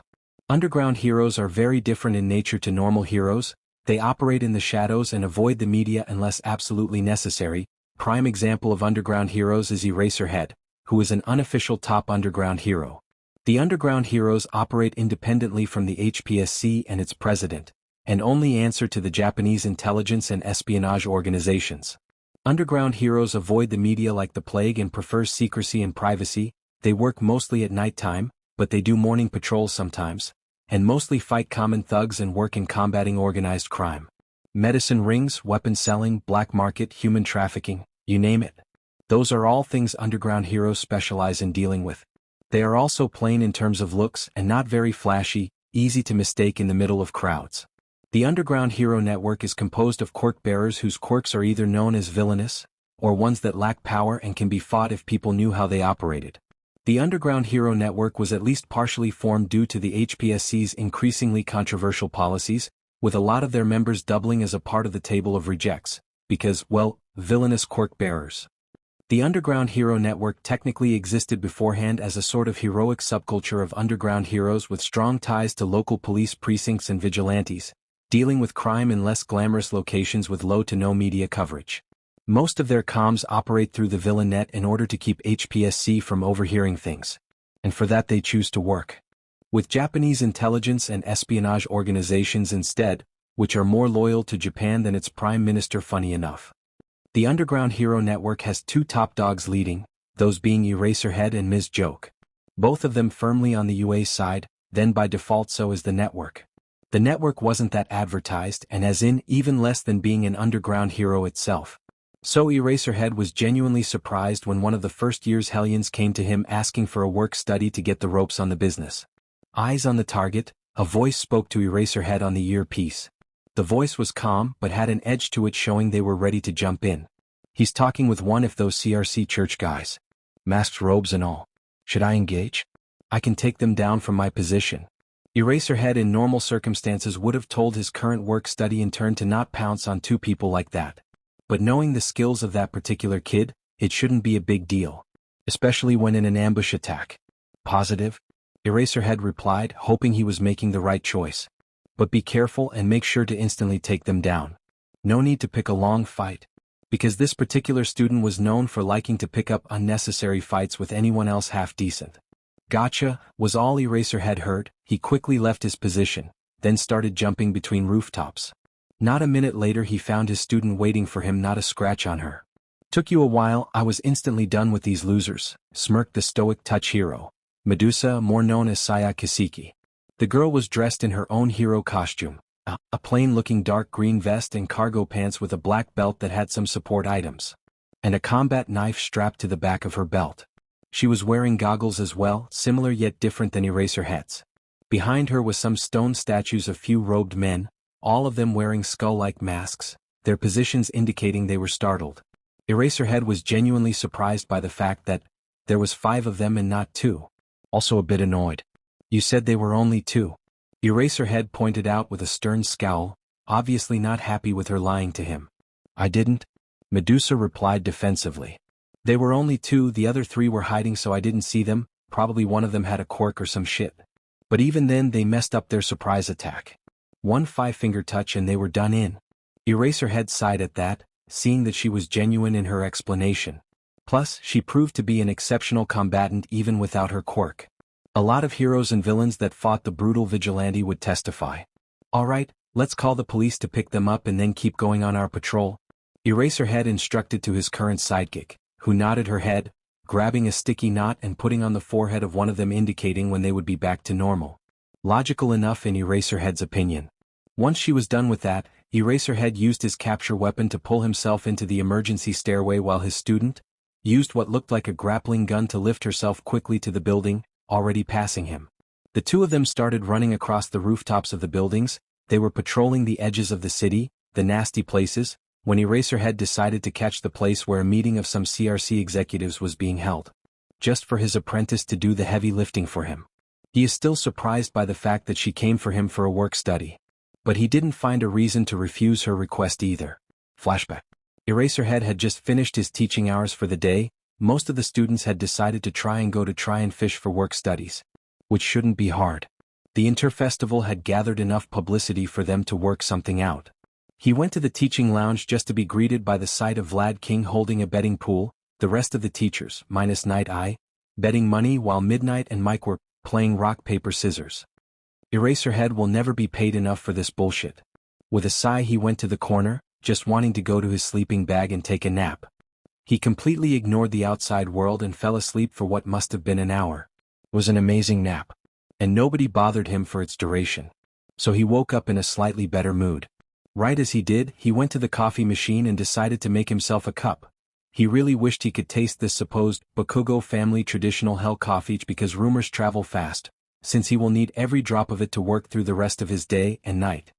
He went to take a seat, looking through the multiple choices some of the students had submitted that was already approved. He was slightly surprised and concerned by Todoroki going to a work-study in the Flaming Hero Agency, but he didn't have a reason to refuse letting Todoroki go either.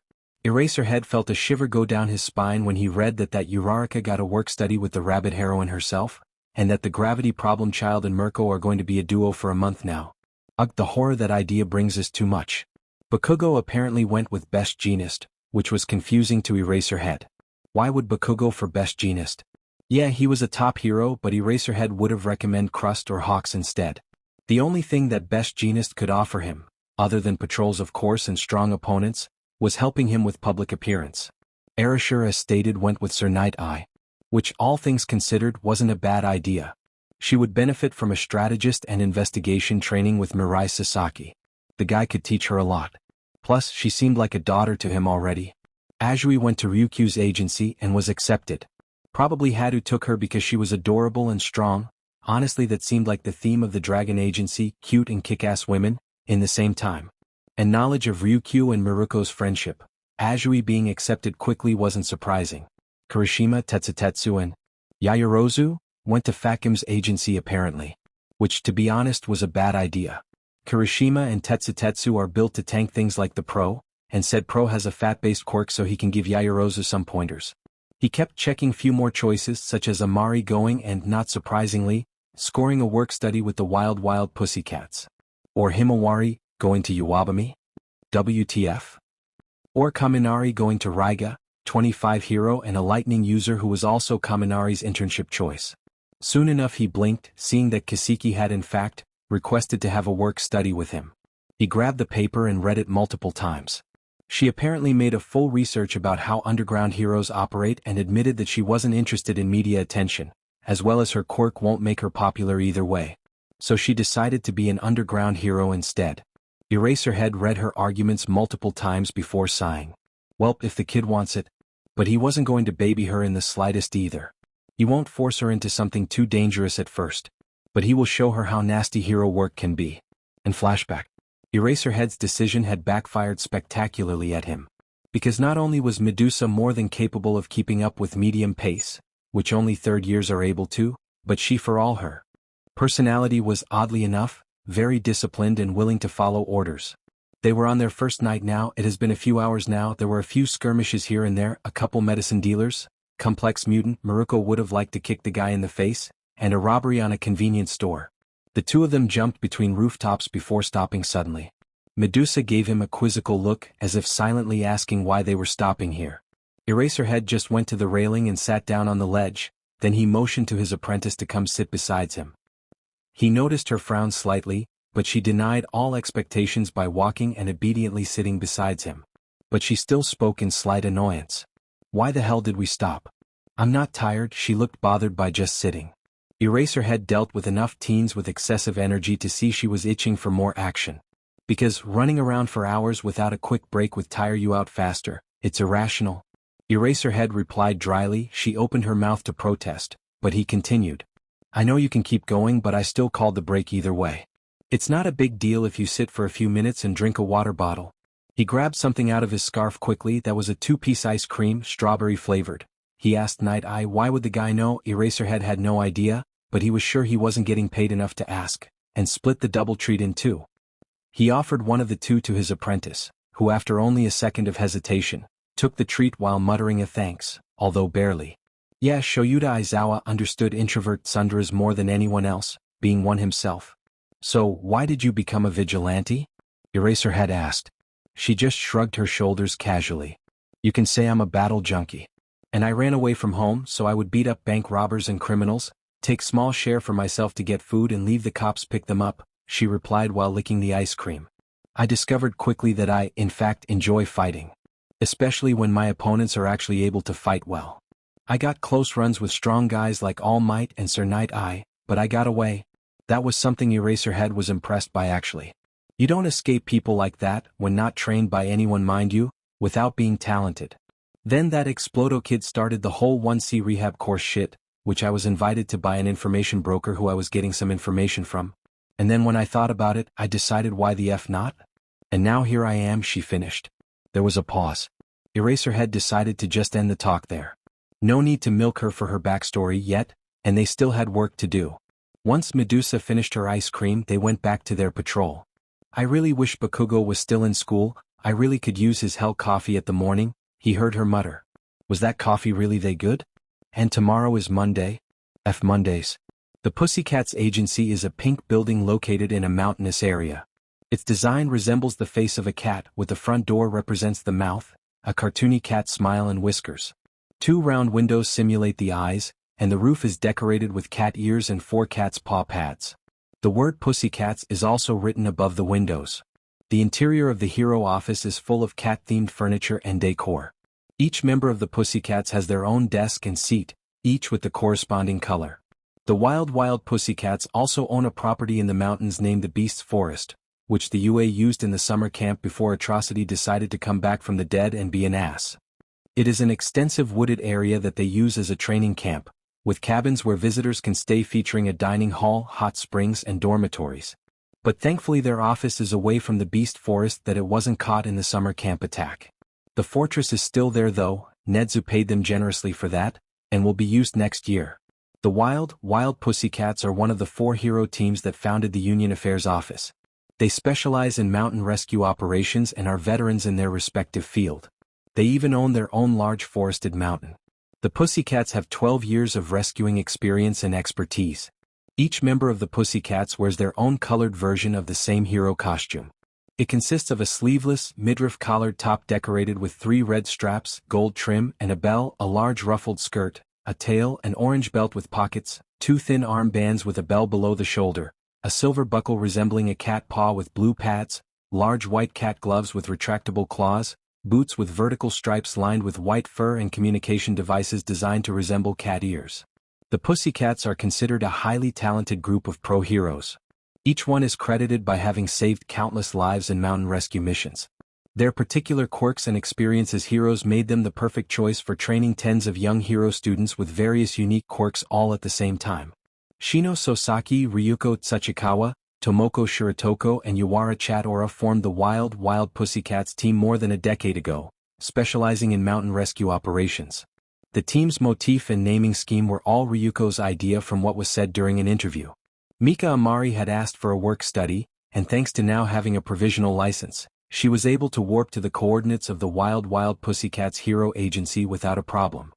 Thoroughly spooking Tiger as she popped right in front of him while he was chopping wood, and he almost chopped her by throwing the axe at her. "I'm sorry, please don't hurt me." Mika Amari, the spiraling hero, Kamui, begged as she jumped back in fight and waved her hands wildly. Tiger recognized her and panicked as much. "Holy crap, I am so sorry. I didn't mean to attack you. Are you okay? Did I hurt you? I am sorry. I am so sorry I scared you. I am so sorry I attacked you." Mandalay, Pixie Bob and Ragdoll came out quickly to see what the yelling was about, just to see Tiger and the Warper Girl in a heated, apologizing contest. Wow, if you live long enough you get to hear the weirdest of things, and practically yelling out. After everyone calmed down, the first-year student explained why she came to visit them, while giving them the work-study form to fill out. The Wild Pussycats were, in fact, ecstatic about her request. Not only was she going to be a great part of the team thanks to her quirk, because, let's be honest here, her quirk was far better than some lame car in the Pussycats' humble opinion, but she was a person that wholeheartedly prefers rescue. In the opinion of the Pussycats, Kamui is going to fit in just fine. Now to make her part of the team.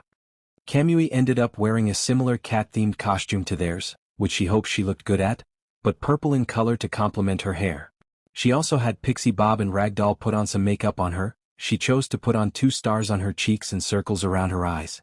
She was also given equipment on the form of cat gloves, which act similar to real cat paws, as the claws can be used as weapons to tear and slash at the enemy, and they were cute. As well as headphones, as the cat ear-shaped headphones of her costume can be used to communicate with the other Pussycats team members. She was also given a watch with a GPS/coordinates option added to it. She quickly sent a pic to everyone in the general chat room of the dorms, and the chat room exploded with praise and exclamation.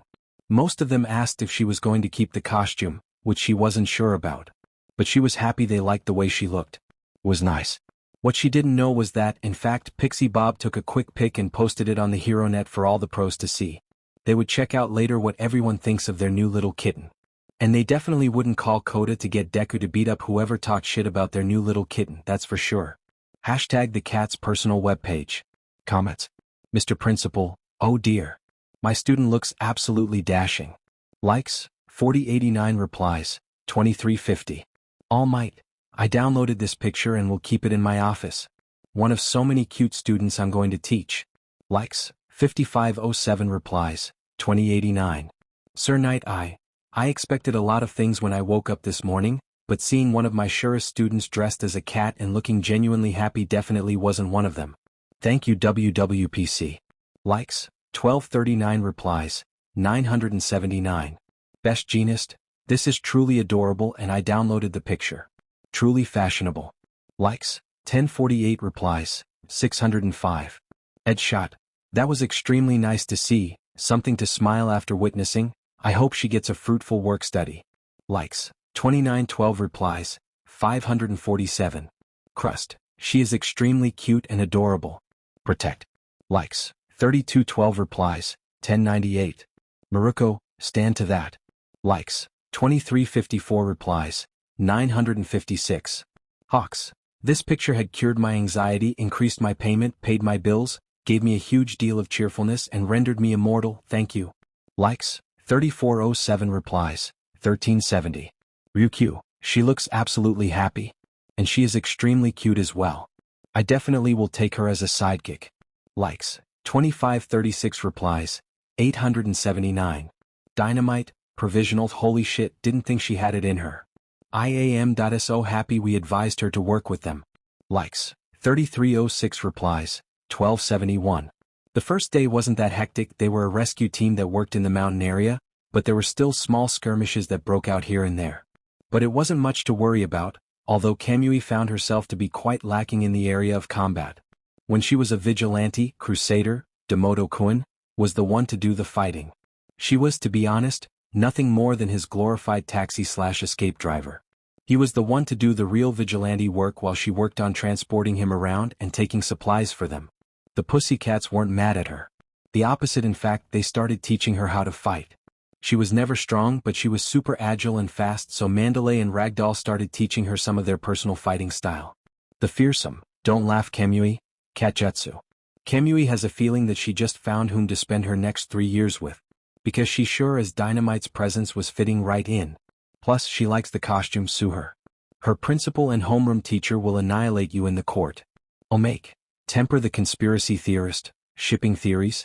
01, All Might. Hello ladies and gentlemen. Burnand declared to the camera from her seat. She was sitting in front of a desk in what looked like an interview office. Dressed like a news anchor with her hair in a ponytail. I know that you guys are pretty excited and it would be a shame if your feed was cut off. So here we are. The future Top Heroes Conspiracy Theory show with your truly, the dual hero, Temper. The camera unzoomed to show Temper sitting on a bean chair, with a blackboard by his side with a few folders on table next to him. All neatly organized. Thank you for your help, Burnand and I. Temper said with a smile from his place as he grabbed one of the folders and started pulling out papers. Katsuki Bakugo, you've got to be kidding me? Laughing face. Ochako Uraraka, I know.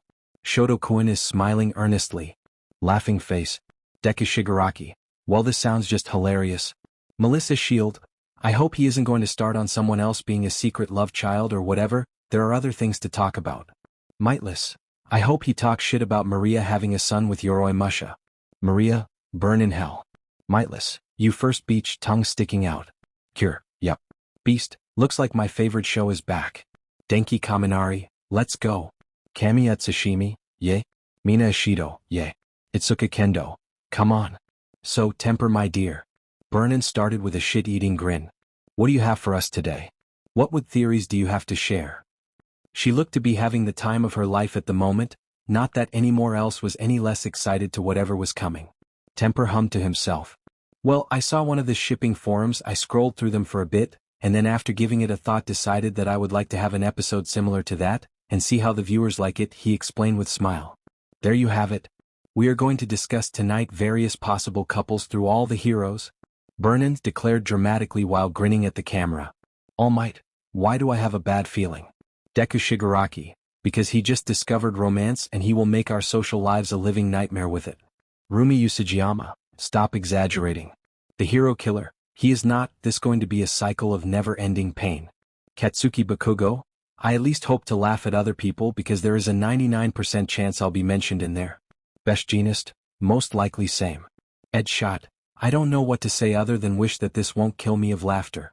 Eraserhead, god damn it problem child, you better leave me out of this. So, to explain, we added a voting feature to today's episode. So once we let out choices, you could vote to what you believe ID the most likely of them. Burnin went on to explain before turning to Shoto. So, dear Temper, who's our first person? And what are the choices we have so far? Temper nodded at her. Well, first things are first. And speaking of first, we are going with the behemoth of heroics, a man so great that he covered the whole hero society under his safe shadow, a man of a living legend that nobody could stain with dirt. Temper turned to the camera before grinning. Ladies and gentlemen, we are of course starting out with our beloved number one hero. All Might, of course. Deku Shigaraki, oh shit, he really looks up to you. Katsuki Bakugo, I like the whole covering the country with his shadow because that's how complacent people were once the big good guy showed up. Mightless. For good reasons, he on his own took down more criminals than the entire prefecture once he debuted, which WTF. Maria, he was an absolute nightmare when I started out. Beast, I never stick to one place in fear of him finding and smashing me. Deku Shigaraki, trust me, you will wish for him to take you down before I do, smiley face. Okay. Of course, it makes sense that our number one hero for the discussion is the number one hero. So, what are the options? Who, in your opinion, would look nice with our esteemed symbol of peace? Burnin grinned, she looked like a dotting sister cooing at her little brother at the moment. The wild Pussycats trio? Temper answered with a straight face. Deku Shigaraki, which of them? I say Mandalay. Katsuki Bakugo, F off. I say Ragdoll. Ochako Uraraka, I say Pixie Bob. Eraserhead, I don't All Might handling any of them. What do you think, big guy? All Might, no comment. Sad face. Mirio Togata, come on sir.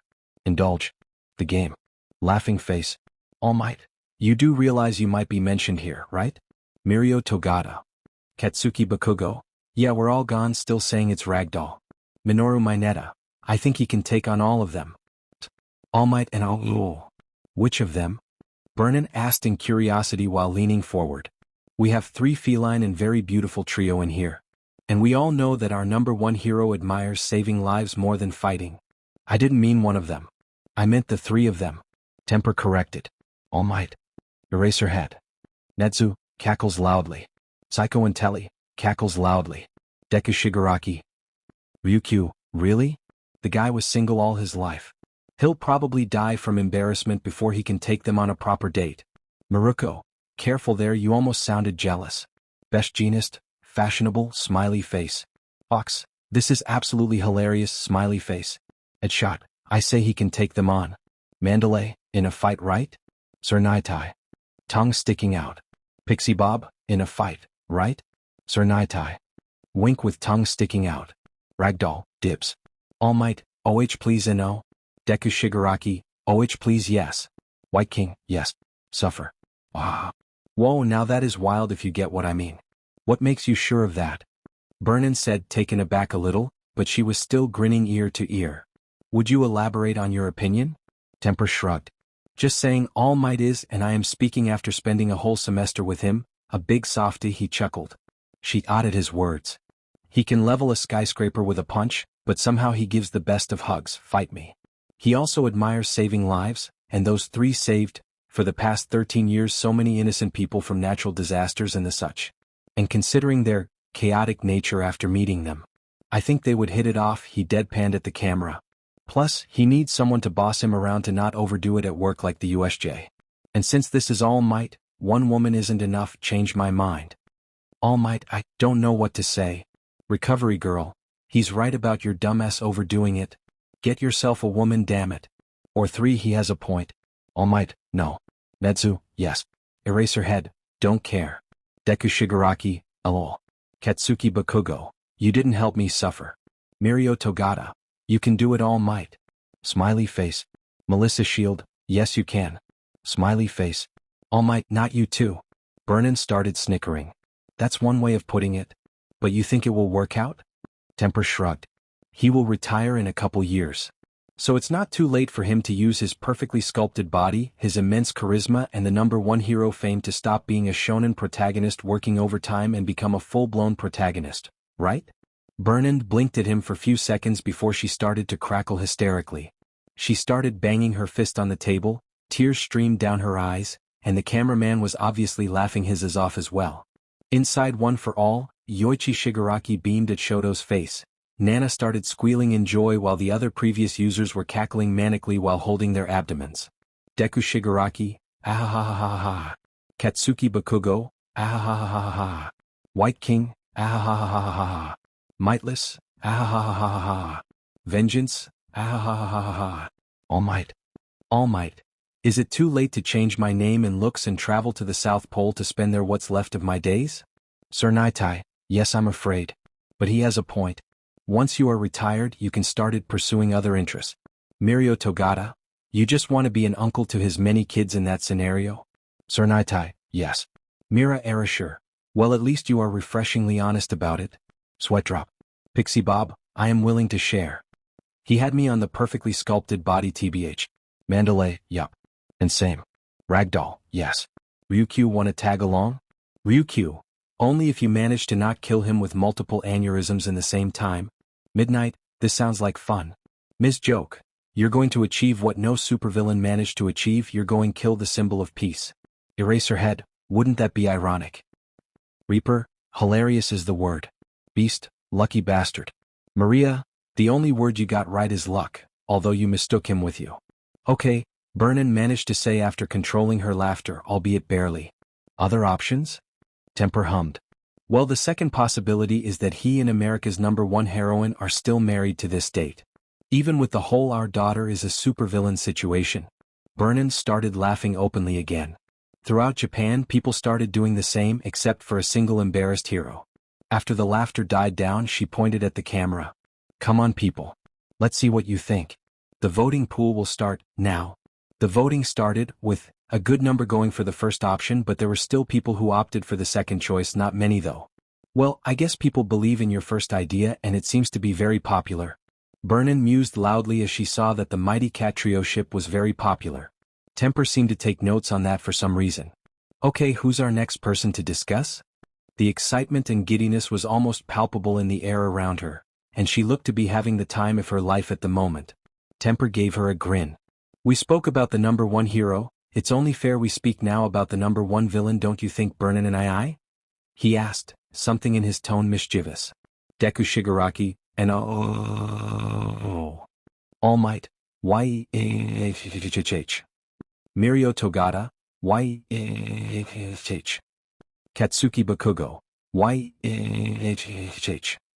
Mightless, ahahaha. Maria. Beast, oh. Dabi, ahahaha. White King, this only getting better and better. Buren grinned. Please enlighten us, my lil bro, she laughed. This is by far his best stream ever. The High Cathedral wasn't just a base of the CRC. It was a fortress, a private property. It was originally the base of the First Meta Liberation Army, which somehow survived the Destro's failed coup. All for One knew about it. When the survivors of the MLA gathered in it, well, he was never one to ignore such a buffet of tired and weakened people carrying powerful quirks. It laid abandoned for almost a century. Or, to be exact, not entirely abandoned. Several villain groups moved in over the ages, maintaining the location. Even All for One used it for a while for one of his many operations, before moving it elsewhere after finding a better location. When asked about the reasons, he said that he doesn't trust places like that if they can't find a permanent owner. It was probably a form of a joke coming from a man who massacred 227 people from the group that built it, and was directly responsible for the situation. All for One's hatred to Destro was legendary. The old demon lord had battled the supervillain and leader of the Meta Liberation Army in the past, and let's say that he was immortalized by the demon lords as one of the worthy rivals. The main part of the base was underground, covered by not only earth but also a dense forest. The CRC expanded it under the orders of Maria since they had to hide their main force somewhere where they wouldn't be discovered. and as stated, they wanted to avoid making things appear suspicious. So no imposing bulwarks of concrete, instead a network of smaller outposts on the surface, each of them well stocked in defensive measures. All of them are bigger on the inside, mostly by being deeply dug in. Quirks were useful like that.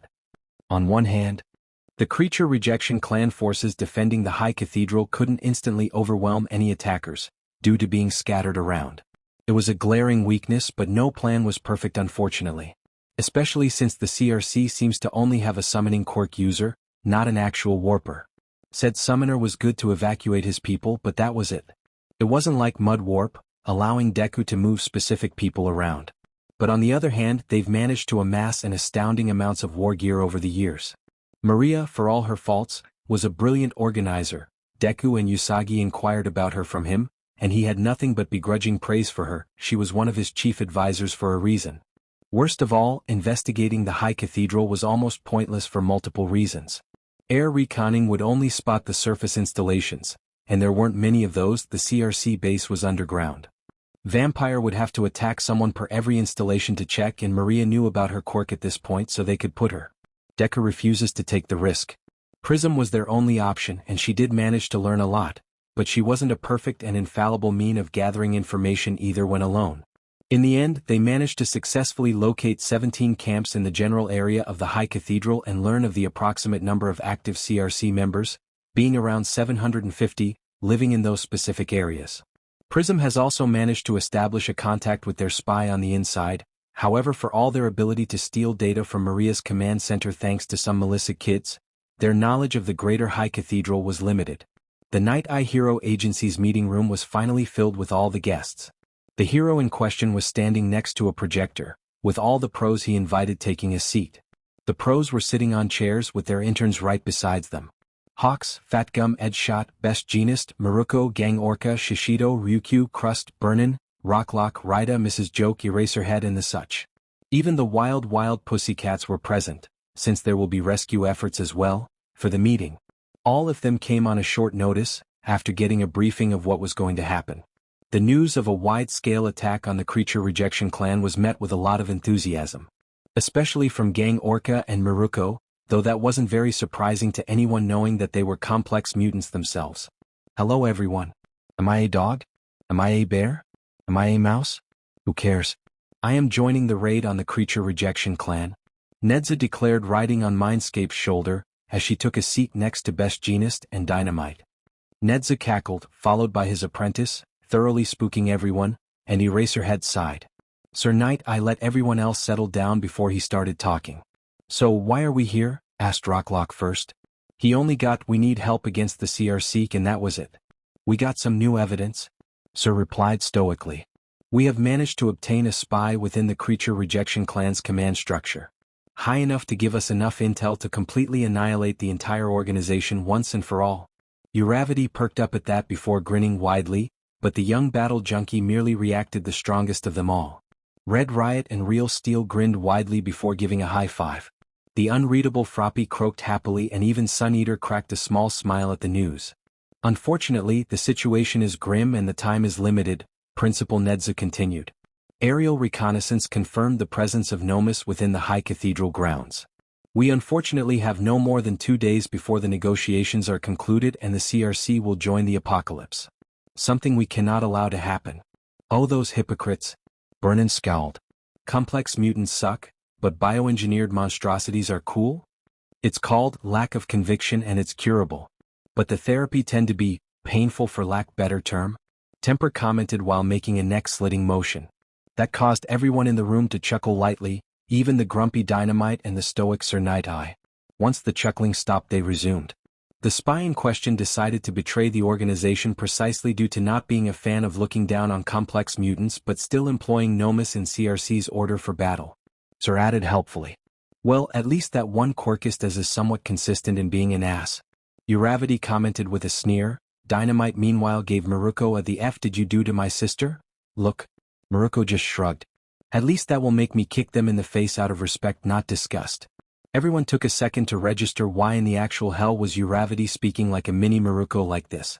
Eraserhead specifically looked ready to jump through the window. I don't think consistency is something to be happy about when talking about quirkist villains committing hate crimes, Uravity-chan ribbit. Froppy replied dryly from her seat. Ryukyu nodded approvingly at her apprentice while Nijire-chan beamed happily at the frog girl. Well, someone is fitting in quite well.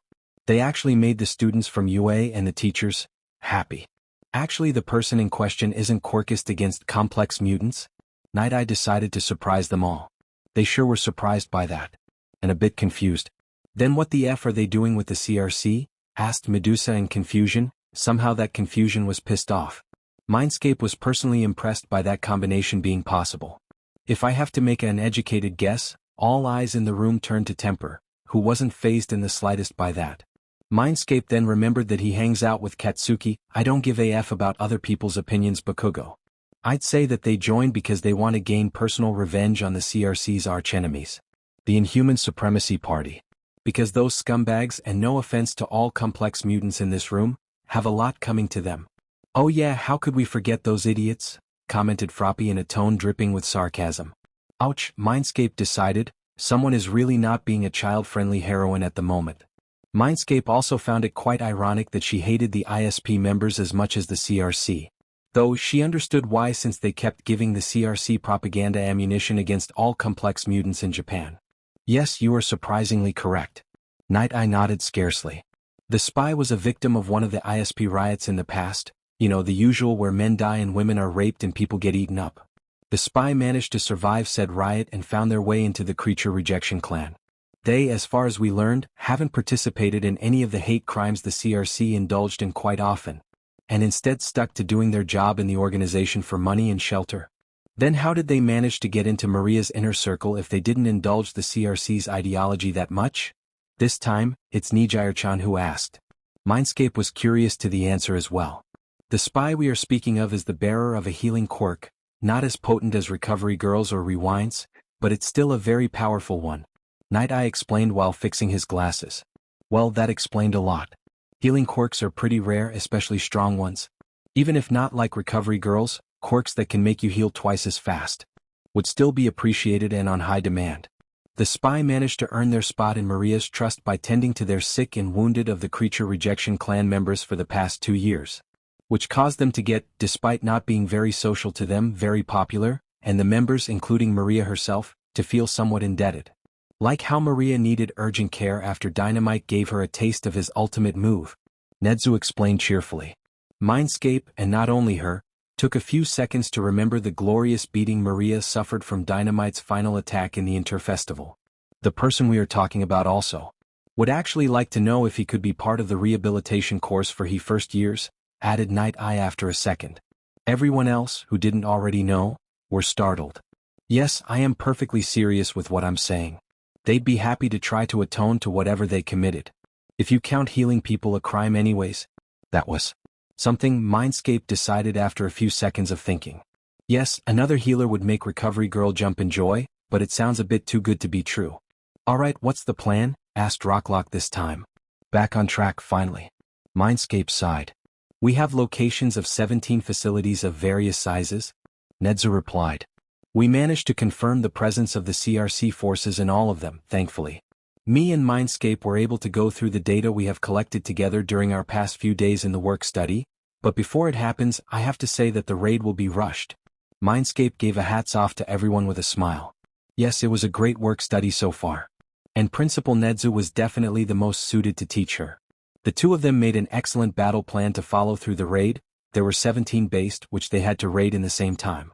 Then they will attack, mysteriously late, to give Karma the chance to annihilate Maria and her personal citadel once and for all, with their combined forces once the multiple raids were concluded. Rushed or not, I believe that you already have a plan? You're not the type of person to work with improvise. Shishido was the one to speak this time.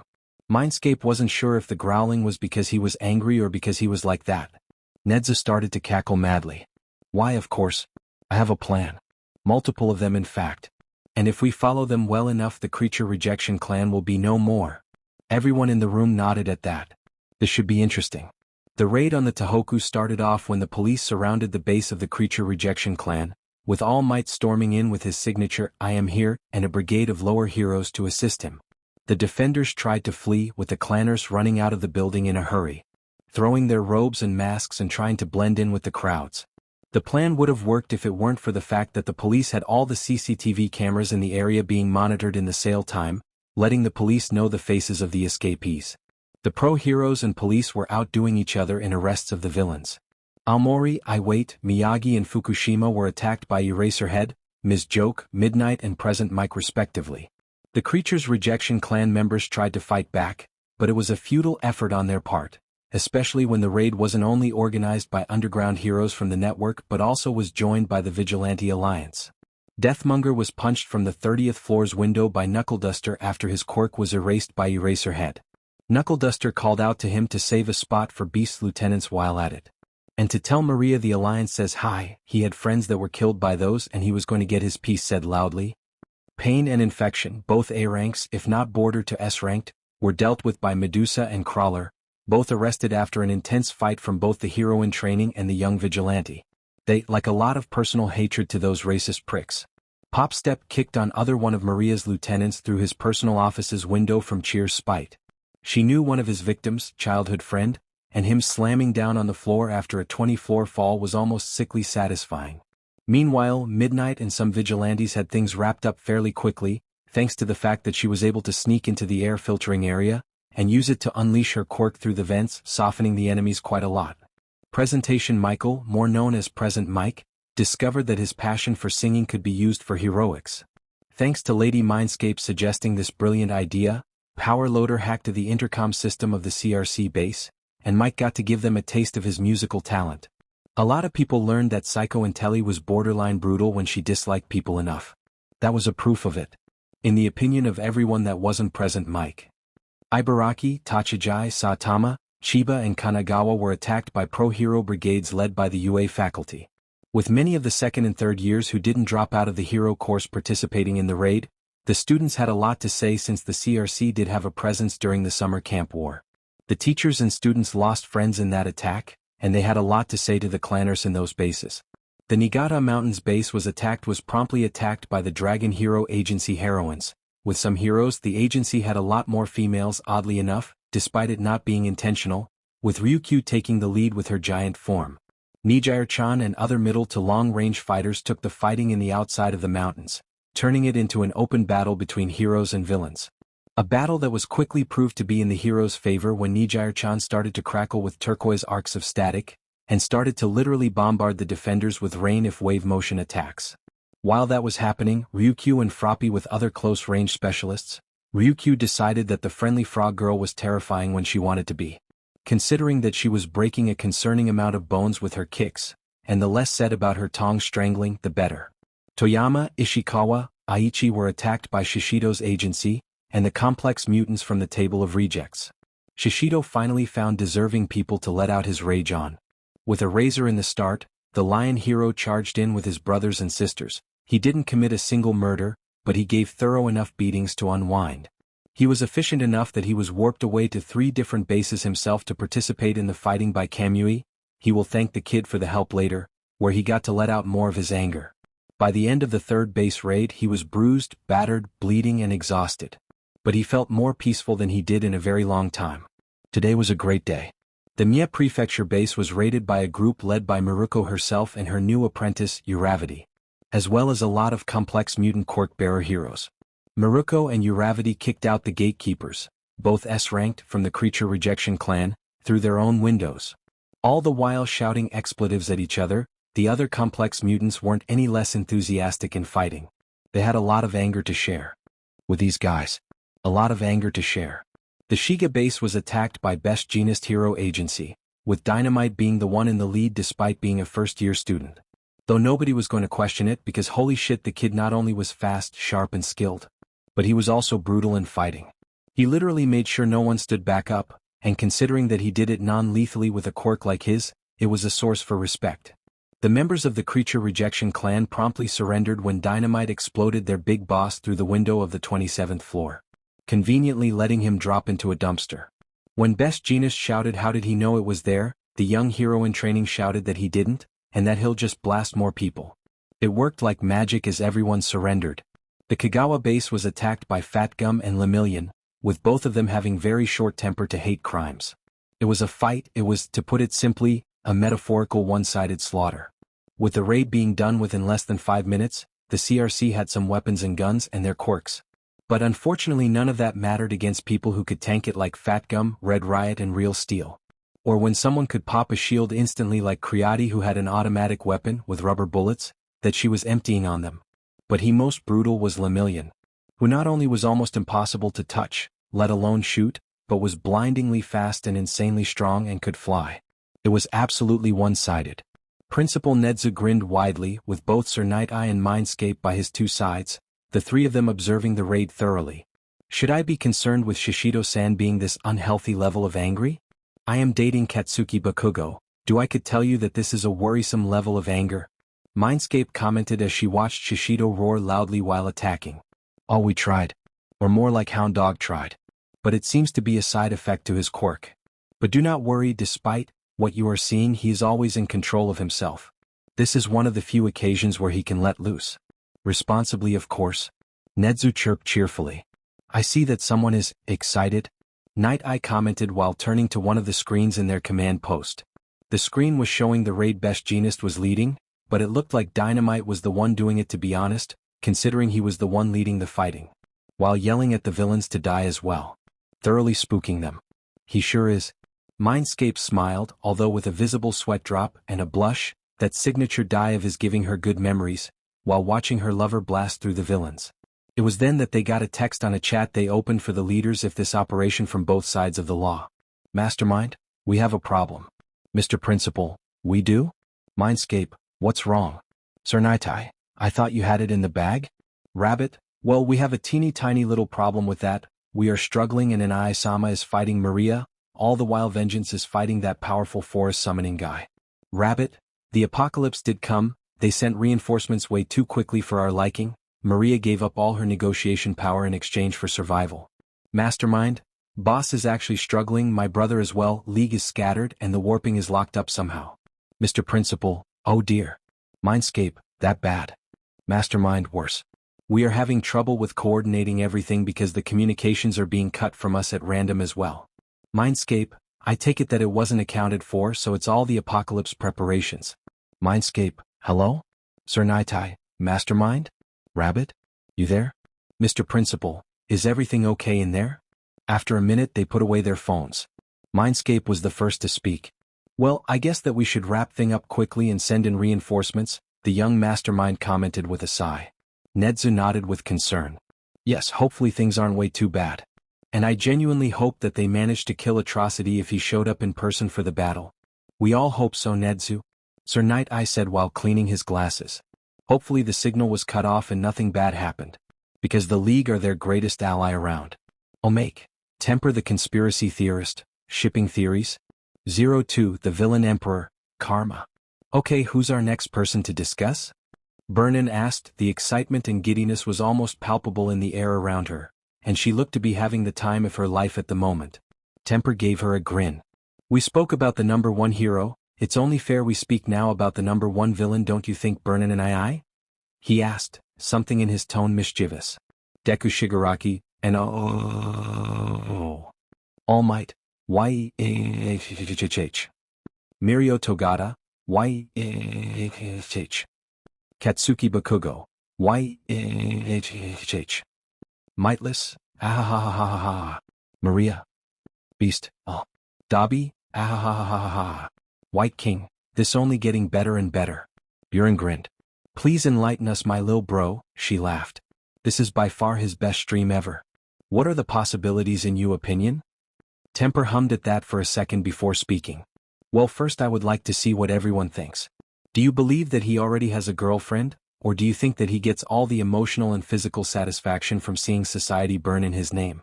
Vote down there so we can move forward. Vengeance, I say it's the former, he is a major family man. Deku Shigaraki, bold assumption, tongue sticking out. Katsuki Bakugo, oh please, adopted kids are neat, biological babies are neater.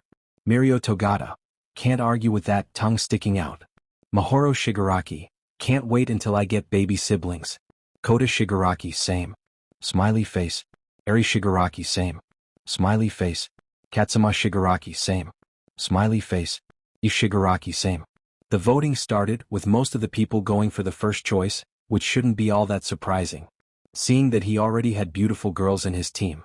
Once the voting was done, Burnin looked at Temper with a wide grin and glinting eyes. Well, it seems most people are in agreement that the self-proclaimed emperor is already in a relationship. Who are the possible options? I mean, not that many villains he hangs out with. Temper looked at her with a grin. Not true, I mean the league has multiple members of convenient age and huge chance of being the one he started. Like? Burnin asked in an interested and excited tone while motioning for him to get to it already. She was having the time of her life and the only started. Well, there is Vampire, the blonde infiltrator and assassin.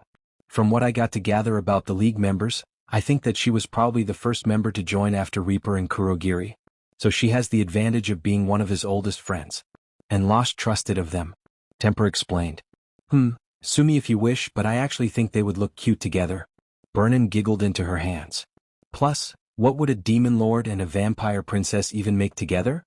Temper must have not realized it was a rhetorical question because he instantly answered. A movie-style vampire, knowing their father's many quirks and their mother's complex mutation of being a vampire, it a high possibility the child would have all abilities of mythical vampires from novels. Temper answered promptly. Wow, that sounds intimidating actually, Burnin pointed out. Temper just shrugged. Seeing how he treats his unicorn daughter, chances of his biological children being heroes are 80 to 20 positive. The only reason any of the next generation of Shigarakis to be villains is if the corruption in the hero system still exists. Which I highly doubt. Temper shrugged. Mirio Togata, is he right? Deku Shigaraki, yup, tongue sticking out. Denki Kaminari, bullet dodged. Ajuru Kirishima, yup. Mina Ishido, yup. Tsuyu Azui, Ribbit, the vampire child sounds adorable. Smiley face. Mightless, I would enjoy patting her head. Reaper same. Who else might be a possibility? Burnin asked in amusement. Temper cleared his throat before speaking. Well, next is Shield Maiden. She and the #1 villain are both late bloomers who dealt with the crap of our Quirkus society. That type of things pulls people together, I think. Plus, she is one of his closest and most loyal lieutenants. So when a crime lord like him looks for a partner, he would go for someone trustworthy. Although I guess Shield Maiden is equal to Vampire in that regard. Well, guess that's one possibility. Burnin nodded her head. Although it could make All Might versus Karma fights very awkward. I heard about guys picking fights with their fathers-in-law and brothers-in-law, but this is ridiculous. Temper mused. Burnin burst into laughter at that comment. And she wasn't the only one in Japan that did. Katsuki Bakugo, ahahaha. Ochako Uraraka, ahahaha. Deku Shigaraki. He has a point about the awkwardness though. All Might just don't. I'm already tired of this. Mirio Togata, same. Tsuyu Azui, wait, Togata-senpai? You munched your brother-in-law's face off. Mira Erasure, I heard of overprotectiveness but sheesh. Mirio Togata, ish. Katsuki Bakugo, LMFAO. Winking and laughing. Okay, Burnin wheezed once she managed to control her laughter. Who else in the game? She asked in amusement. Well, there is also the new up-and-coming supervillains, Consequence, Heartjack and Prism. All of them are also women that works directly under him, and control factions that he owns. The fact that he gives them such important jobs shows that he trusts them sweet well. Temper explained. Burnin hummed at that. Now that I think about it, you have a point. It's almost like nepotism. Temper snorted. If it was nepotism, his kids would have their own gangs by now, and you know it, and I-san, he replied with a chuckle, which prompted her to laugh. Kota Shigaraki, he has a point though. Mahoro Shigaraki, I already have my eyes on some minions. They are close to my age, once I meet them I'll recruit them to my gang. Katsuki Bakugo, please keep your new gang away from Best Genus Agency brat. Mahoro Shigaraki, K. Mirio Togata, what? Mahoro Shigaraki, after the license exam play date trip he became my newest uncle.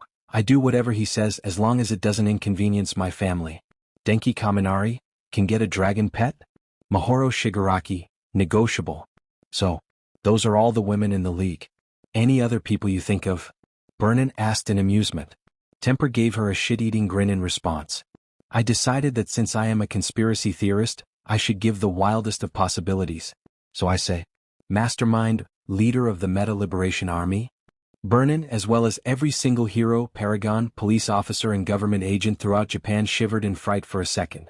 That is a terrifying idea, she admitted. Temper shrugged. Both masterminds in charge of underworld superpowers. Both extremely intelligent and cunning. Both have an army at their disposal. Both have zero crap policy on bullying and quirkism as well. So I say that they match. Vengeance, well, he has a point. Mastermind, no comment. Vengeance, I have one, go for it. Mastermind, what?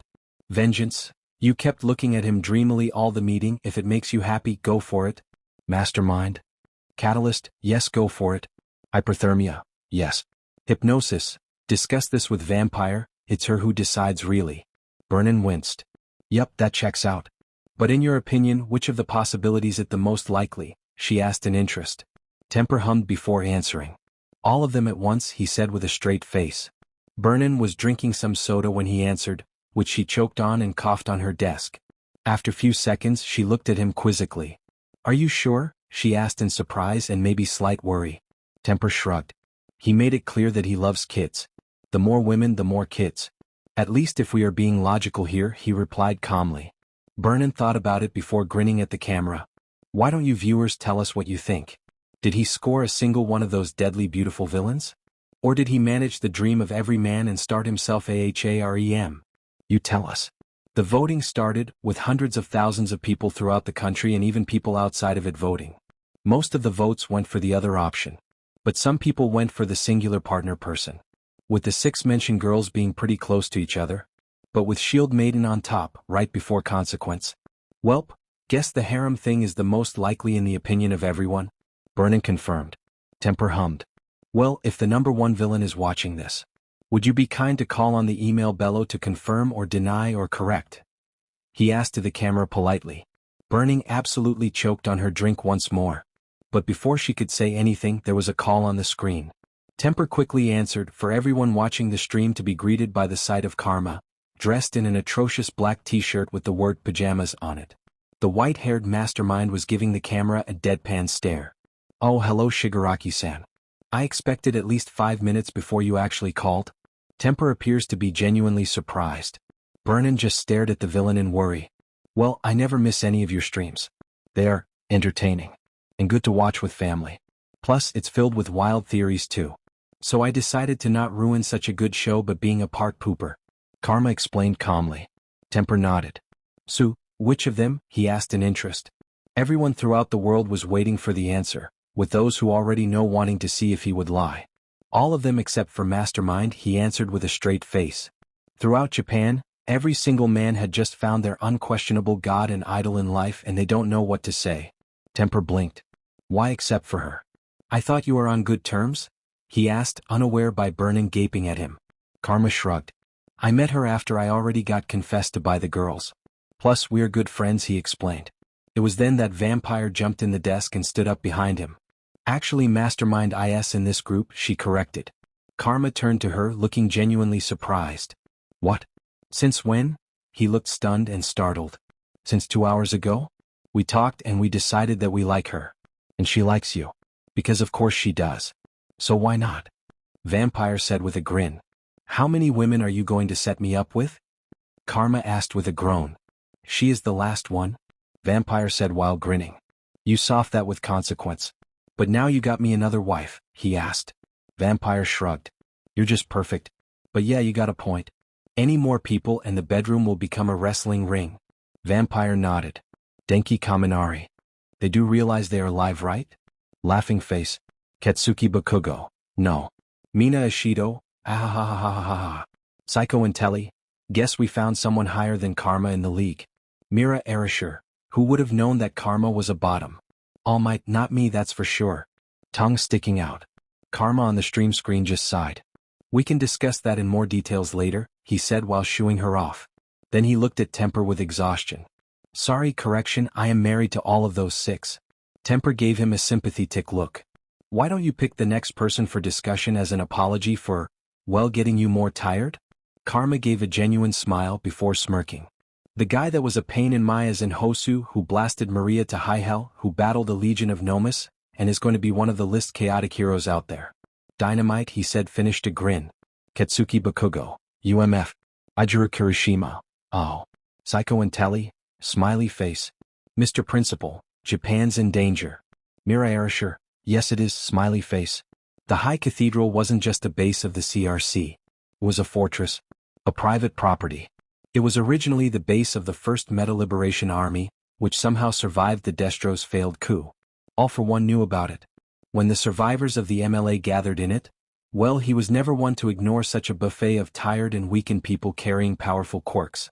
It laid abandoned for almost a century. Or, to be exact, not entirely abandoned. Several villain groups moved in over the ages, maintaining the location. Even All for One used it for a while for one of his many operations, before moving it elsewhere after finding a better location. When asked about the reasons, he said that he doesn't trust places like that if they can't find a permanent owner. It was probably a form of a joke coming from a man who massacred 227 people from the group that built it, and was directly responsible for the situation. All for One's hatred to Destro was legendary. The old demon lord had battled the supervillain and leader of the Meta Liberation Army in the past, and let's say that he was immortalized by the demon lords as one of the worthy rivals. The main part of the base was underground, covered by not only earth but also a dense forest. The CRC expanded it under the orders of Maria since they had to hide their main force somewhere where they wouldn't be discovered. And as stated, they wanted to avoid making things appear suspicious. So no imposing bulwarks of concrete, instead a network of smaller outposts on the surface, each of them well stocked in defensive measures. All of them are bigger on the inside, mostly by being deeply dug in. Quirks were useful like that. On one hand, the creature rejection clan forces defending the High Cathedral couldn't instantly overwhelm any attackers, due to being scattered around. It was a glaring weakness, but no plan was perfect unfortunately. Especially since the CRC seems to only have a summoning quirk user, not an actual warper. Said summoner was good to evacuate his people, but that was it. It wasn't like Mud Warp, allowing Deku to move specific people around. But on the other hand, they've managed to amass an astounding amounts of war gear over the years. Maria, for all her faults, was a brilliant organizer. Deku and Usagi inquired about her from him, and he had nothing but begrudging praise for her. She was one of his chief advisors for a reason. Worst of all, investigating the High Cathedral was almost pointless for multiple reasons. Air reconning would only spot the surface installations, and there weren't many of those. The CRC base was underground. Vampire would have to attack someone per every installation to check, and Maria knew about her quirk at this point, so they could put her. Deku refuses to take the risk. Prism was their only option, and she did manage to learn a lot, but she wasn't a perfect and infallible mean of gathering information either when alone. In the end, they managed to successfully locate 17 camps in the general area of the High Cathedral and learn of the approximate number of active CRC members, being around 750, living in those specific areas. Prism has also managed to establish a contact with their spy on the inside. However, for all their ability to steal data from Maria's command center thanks to some Melissa kids, their knowledge of the greater High Cathedral was limited. All around Japan, the heroes, police and even vigilantes are raiding the hideouts and bases and legal fronts of the creature rejection clan simultaneously with high coordination. Police and heroes are outdoing each other in arrests, with the cultists either being arrested or getting killed. Very few managed to escape considering that their opponents had a huge problem with them. The attack was organized by the underground heroes, the UA, the Vigilante Alliance and the police force. Led by Principal Nedzu, Sir Night Eye and the newest addition to the team, the IQ hero, Mindscape and the analyst hero, Spyglass. Things went on spectacularly on their end, with every single base that was under attack getting quickly annihilated.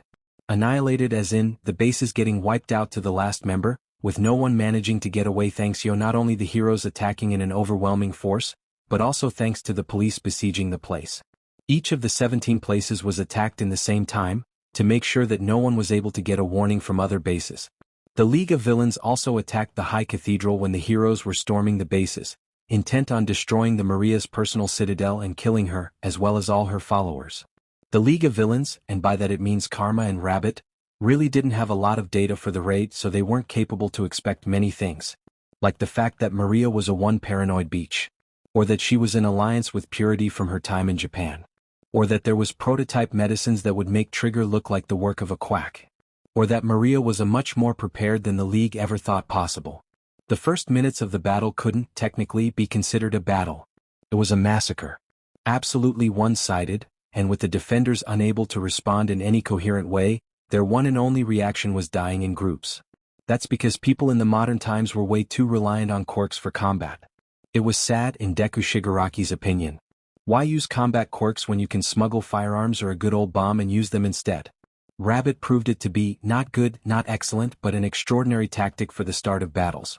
And the villain Emperor's love for dramatics couldn't find a better way to start an attack than starting it with an orchestra of explosions. 14 outlying outposts of the Creature Rejection Clan were obliterated during the first 7 minutes of the battle, with Kurogiri warping bombs inside them and then vanishing before the detonation. The bombs were made by Melissa, of course. The bombs were good quality, causing massive destruction to the outposts of the High Cathedral. In fact, everything that was left of said outposts were smoking craters. The League of Villains killed 213 CRC soldiers without the defenders being able to fire a single shot back. The remaining 3 outposts were unfortunately, located within the range of the High Cathedral's warp coordinate scramblers. Then again, they had their own uses, thanks to Prism's surveillance placed inside them. Karma could see what was happening inside. Hear the orders issued to those inside of it. Kurogiri, their greatest logistical advantage over literally any other group, be it heroes and villains, started warping the heavy weaponry they dedicated to this battle. The first of them to fire were the artillery rounds, fixated on the High Cathedral. Karma and Rabbit, along with Mastermind from her personal command center in Daika, could see the rounds go straight for the fortress. Rabbit quickly called Vengeance and Reaper, and the Paranormal Liberation Front's own Warper, who thanks to Karma donating few metaquirks is much faster now, quickly flooded the designated points on the outskirts of the High Cathedral's property with members of the Paranormal Liberation Front's members and the Vanguard Action Squad's personal army. Reaper could be terrifyingly competent when he wants to, it seems, together. All armed with support gear and military equipment ready for orders. With Reaper, Vengeance, Dobby, Quicksilver, Hypnosis, Nagant, Razor, Stain, Spinner and Mustard leading their own legions of the newly formed Annihilation Army. Karma gave the orders to attack. Vengeance and Dobby cheered loudly and started by launching blue and black concentrated flames as the beginning ceremony. The Annihilation Army went to where they were supposed to find the cultists running out to respond to the attacks. That's where things began to divert from the plan, because they started having trouble right when the teams reached their positions. Expected, declared Rai Yoshihiro stoically, his eyes glassy and his face emotionless. Seeing how Rabbit operates, it was at least 83% chance that the outside posts of the High Cathedral would be bombarded with explosives by using the warp gates of Kurogiri. Also thanks to the heads-up of the Japanese news, it was possible to foresee the appearance of the Paranormal Liberation Front and Vanguard Action Squad, although Reaper amassing his own army was not something expected. But fortunately it doesn't mean we should alter our plans. Now to initiate the counters to the enemy. Initiate Plan Gamma, Plan Delta, Plan Alpha and Plan Beta. Maria smirked hearing Calculator speak. The kid didn't pick up a villain name, so she gave him this one, since he keeps giving her very detailed calculations of the chances of victory. Purity's son was a treasure. It saddens her that her old friend died. Yes, Purity had her behavior, but she was one of Maria's greatest supporters when she started out. They built the CRC in Japan's Humorize branch together with help from All for One, and grew to respect each other's skills. She was extremely happy that she was able to foresee the attack on her base. She knew Karma would hear about her negotiations with Atrocity. She will kill him once she managed to kill Karma, and he was planning to do the same. But that didn't matter at the moment. What mattered was that he could deliver, and for that she was going to tolerate him. So she finished her negotiations 3 days ago and had now prepared her trap. Call her paranoia, call it insanity, call it being a coward, but she was preparing herself to being attacked ever since she established this place as hers 20 years ago. And now it was coming to fruition. All right then, young man. We will do as you say, she replied before she started barking orders to her men. Throughout the tunnels under the High Cathedral, the soldiers exit from the newly built tunnels in new formations. Something she was preparing secretly. Even the squads didn't know they were trained, it was new drills she used to kill time, or so they thought. Maria wasn't stupid. The opposite in fact. Karma was terrifyingly intelligent. But that was also his weakness. She depended on Calculator to foresee what he would do, making the young man see Karma's position, and ask him what he would do if he was Karma to her. And the result was speaking for itself. Turnflecht wasn't bothered by letting her speak with Rai Yoshihiro on the secured internet connection. There was still an alliance between the Creature Rejection Clan and the Humorize ever since they started in Japan. She watched from her command center as her army jumped on the unexpected enemies. The result was speaking for itself as her forces tore through the initial attacks quickly. A smile bloomed on her face as she watched gigantic roots rise from the forest, quickly attacking Vengeance. The dark night quickly started tearing through them, but it wasn't working as intended. Meanwhile, the rest of her forces, under the effects of the new improved triggers, started rampaging through the forces. Dobby's, Reaper's and Quicksilver squads were holding their own, but the other squads were getting overwhelmed. Be prepared for the Nomu deployment. Chances of Karma and Rabbit starting to warp Nomus are a 90% chance. Chances of them being high-ends are 89%. Chances of them being only lower tiers are non-existent. Prepare the already prepared counters to the deployment, Calculator advised, his voice still emotionless as ever. Maria smirked as she lifted the transparent cover over a big red button. While she was a villain, being a drama queen is a running trend among the supervillains, with the very words Nomu Annihilation Protocols written above. She slammed her hand on the button, and things started going wild. She was now going to enjoy the fireworks. Well, Rabbit commented dryly as she started to witness the organized counterattack on their assault teams. That's putting it lightly. Mastermind replied even more dryly, her tone enough to make paint decay into dust in seconds. Well, it seems that Plan A is no longer available. Karma sighed as he watched through the screens his assault teams being ambushed. You do have Plan B, don't you? Mastermind decided to be in as about it. She was sitting in her own comfy throne in Daika City while he was here in the middle of the forest in a boot camp post. The Meta Liberation Army wasn't present officially in this assault. Mastermind being present here is more her being an advisor. But she was being sassy at it, although it was distracting him from his annoyance. Our best bet is to deploy the Nomus, Karma decided as he grabbed his phone to text Garaki. They had a good number of Nomus already prepared, and Echidna had her own army at the ready. Wait, Rabbit put her hand on his shoulder, stopping him. I feel like this is a trap. Don't send the Nomus, only the mythical creatures Echidna created. This almost the work of Rai Yoshihiro. And if it is, expect him to be prepared for the Nomus. Karma thought about it. What Rabbit was saying sounded logical. And he knew from his dad that Maria and Purity had a standing alliance until she died. Flecked letting Maria contact the kid and ask for his advice on battle plan. If the kid is half as smart as Karma thinks, probably smarter, then the Nomus are already accounted for. And the results of their appearance will be nasty. He called Kurogiri and ordered the Dark Mist bartender to warp in Echidna's army. He got a mumble of acknowledgement. Then right after, legions of monsters started flooding certain parts of the forest. And just like Rabbit predicted, the places where the beasts were warped was showered with artillery sounds. Mahoro is going to screech in fury if she ever saw herd babies being butchered like this, Karma is sure of that. Well, Rabbit. It seems you were right about the trap. Mastermind commented with a smile before smirking. Time to blast their artillery cannons, don't you think, Izuku-kun? Karma should have scolded her for not using his villain name while at the clock, but he decided to not make a big deal out of it. Plus, his newest girlfriend, courtesy of a certain vampire-corked wife of his, grabbing any cute girl that remotely likes him into her cult of overly devoted and beautiful and deadly women working for him, was probably just trying to lift up the mood.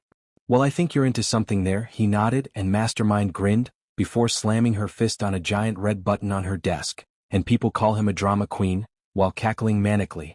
With that, the weapon was launched. I believe the proper response to this is, I call bullshit. Rai Yoshihiro commented blankly, not sounding bothered in the slightest. In fact, he didn't sound anything at all. Maria was absolutely on board with him. A missile came out of nowhere randomly 100 meters away from where the artillery cannons were in the forest, and annihilated it to the last cannon, cutting off their long-range support and offensive capabilities in one fell swoop. Or did they? Unleash the second set of artillery.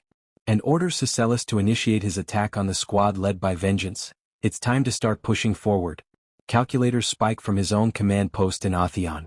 Of course Flecked won't let her borrow him personally. But this was as effective as long as she was able to get him the necessary data to work. His quirk is just like Ned's and functions, but with a transformation component to it that makes him act and sound emotionless like a machine. The ability to analyze insane amounts of data and calculate all the possibilities in the matter of seconds. His command center is designed to work with his quirk perfectly.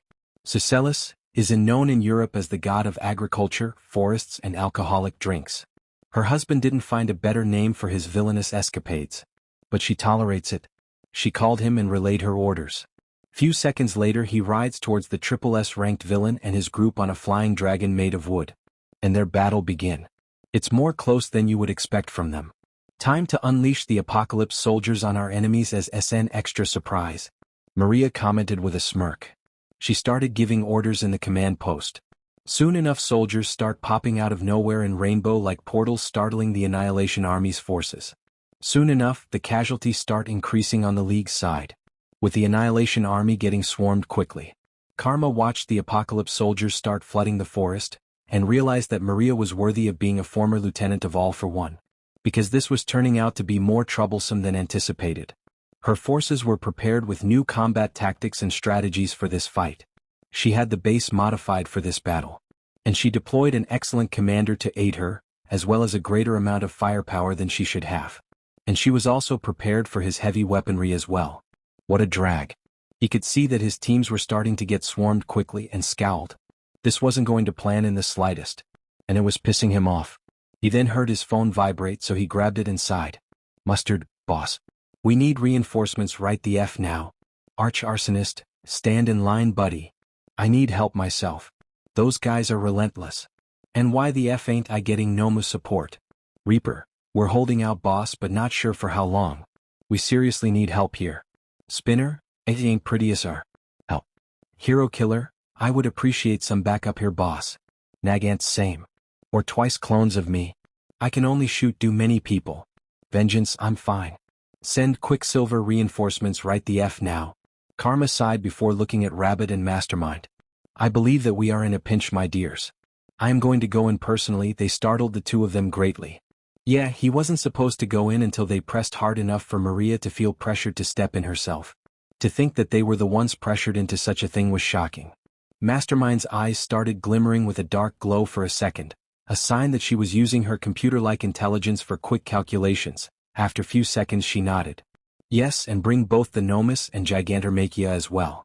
This is going to be ugly. Well, uglier than it already is. But you going in there will raise our chances of victory to 100% from the current 63%, she nodded. Karma nodded back at her before looking at Rabbit. You're in the leadership role now. Mastermind is your personal advisor. I believe in you and your capabilities. If something changes, tell me through the comms. He started walking out of his post. Time for some action. The number one villain Karma is now on the battlefield. Calculator declared flatly as he and Maria got to witness a whole battalion of soldiers get butchered by an explosion of raging winds and thundering black lightning. I believe that it's time for you to confront him personally, Maria-san. Are you sure that your newest medicine will help you against him? Maria smirked to herself, feeling confident as she started walking out of her command center. She was confident in her power and this should work. Atrocity was pretty sure of himself, and her husband was already giving Vengeance a run for his money in their fight. She jumped out of the window before unleashing her Susanoo and flying in the air, then she spotted down that the fighting having intensified a great deal. And now Gigantomachia was deployed into the battlefield. He was targeting her people manning the artillery cannons and the surface-to-surface missile launchers. But she couldn't think about that a lot when a powerful blast of wind pressure shot straight at the Susanoo's chest, sending her avatar flying back slightly. Then, without a warning, a black blur slammed onto her avatar, pushing it further back before the clouds started darkening and thundering. Then the Susanoo was struck lightning. She then was able to slash him away. It didn't hurt him, but it gave her a precious few seconds to process what happened. Karma was a couple hundred meters away from her, glaring darkly at her, cracking his knuckles menacingly with a snarl on his face. Well, I guess it would be better to just go all out from the start, don't you think, Demon Lord or whatever you call yourself, she commented calmly. Karma didn't say anything, but he didn't attempt to stop her either. Maria let out a roar as her Susanoo burst into a mass of green flames that started spiraling on itself and compressing into where the green flame-haired woman was.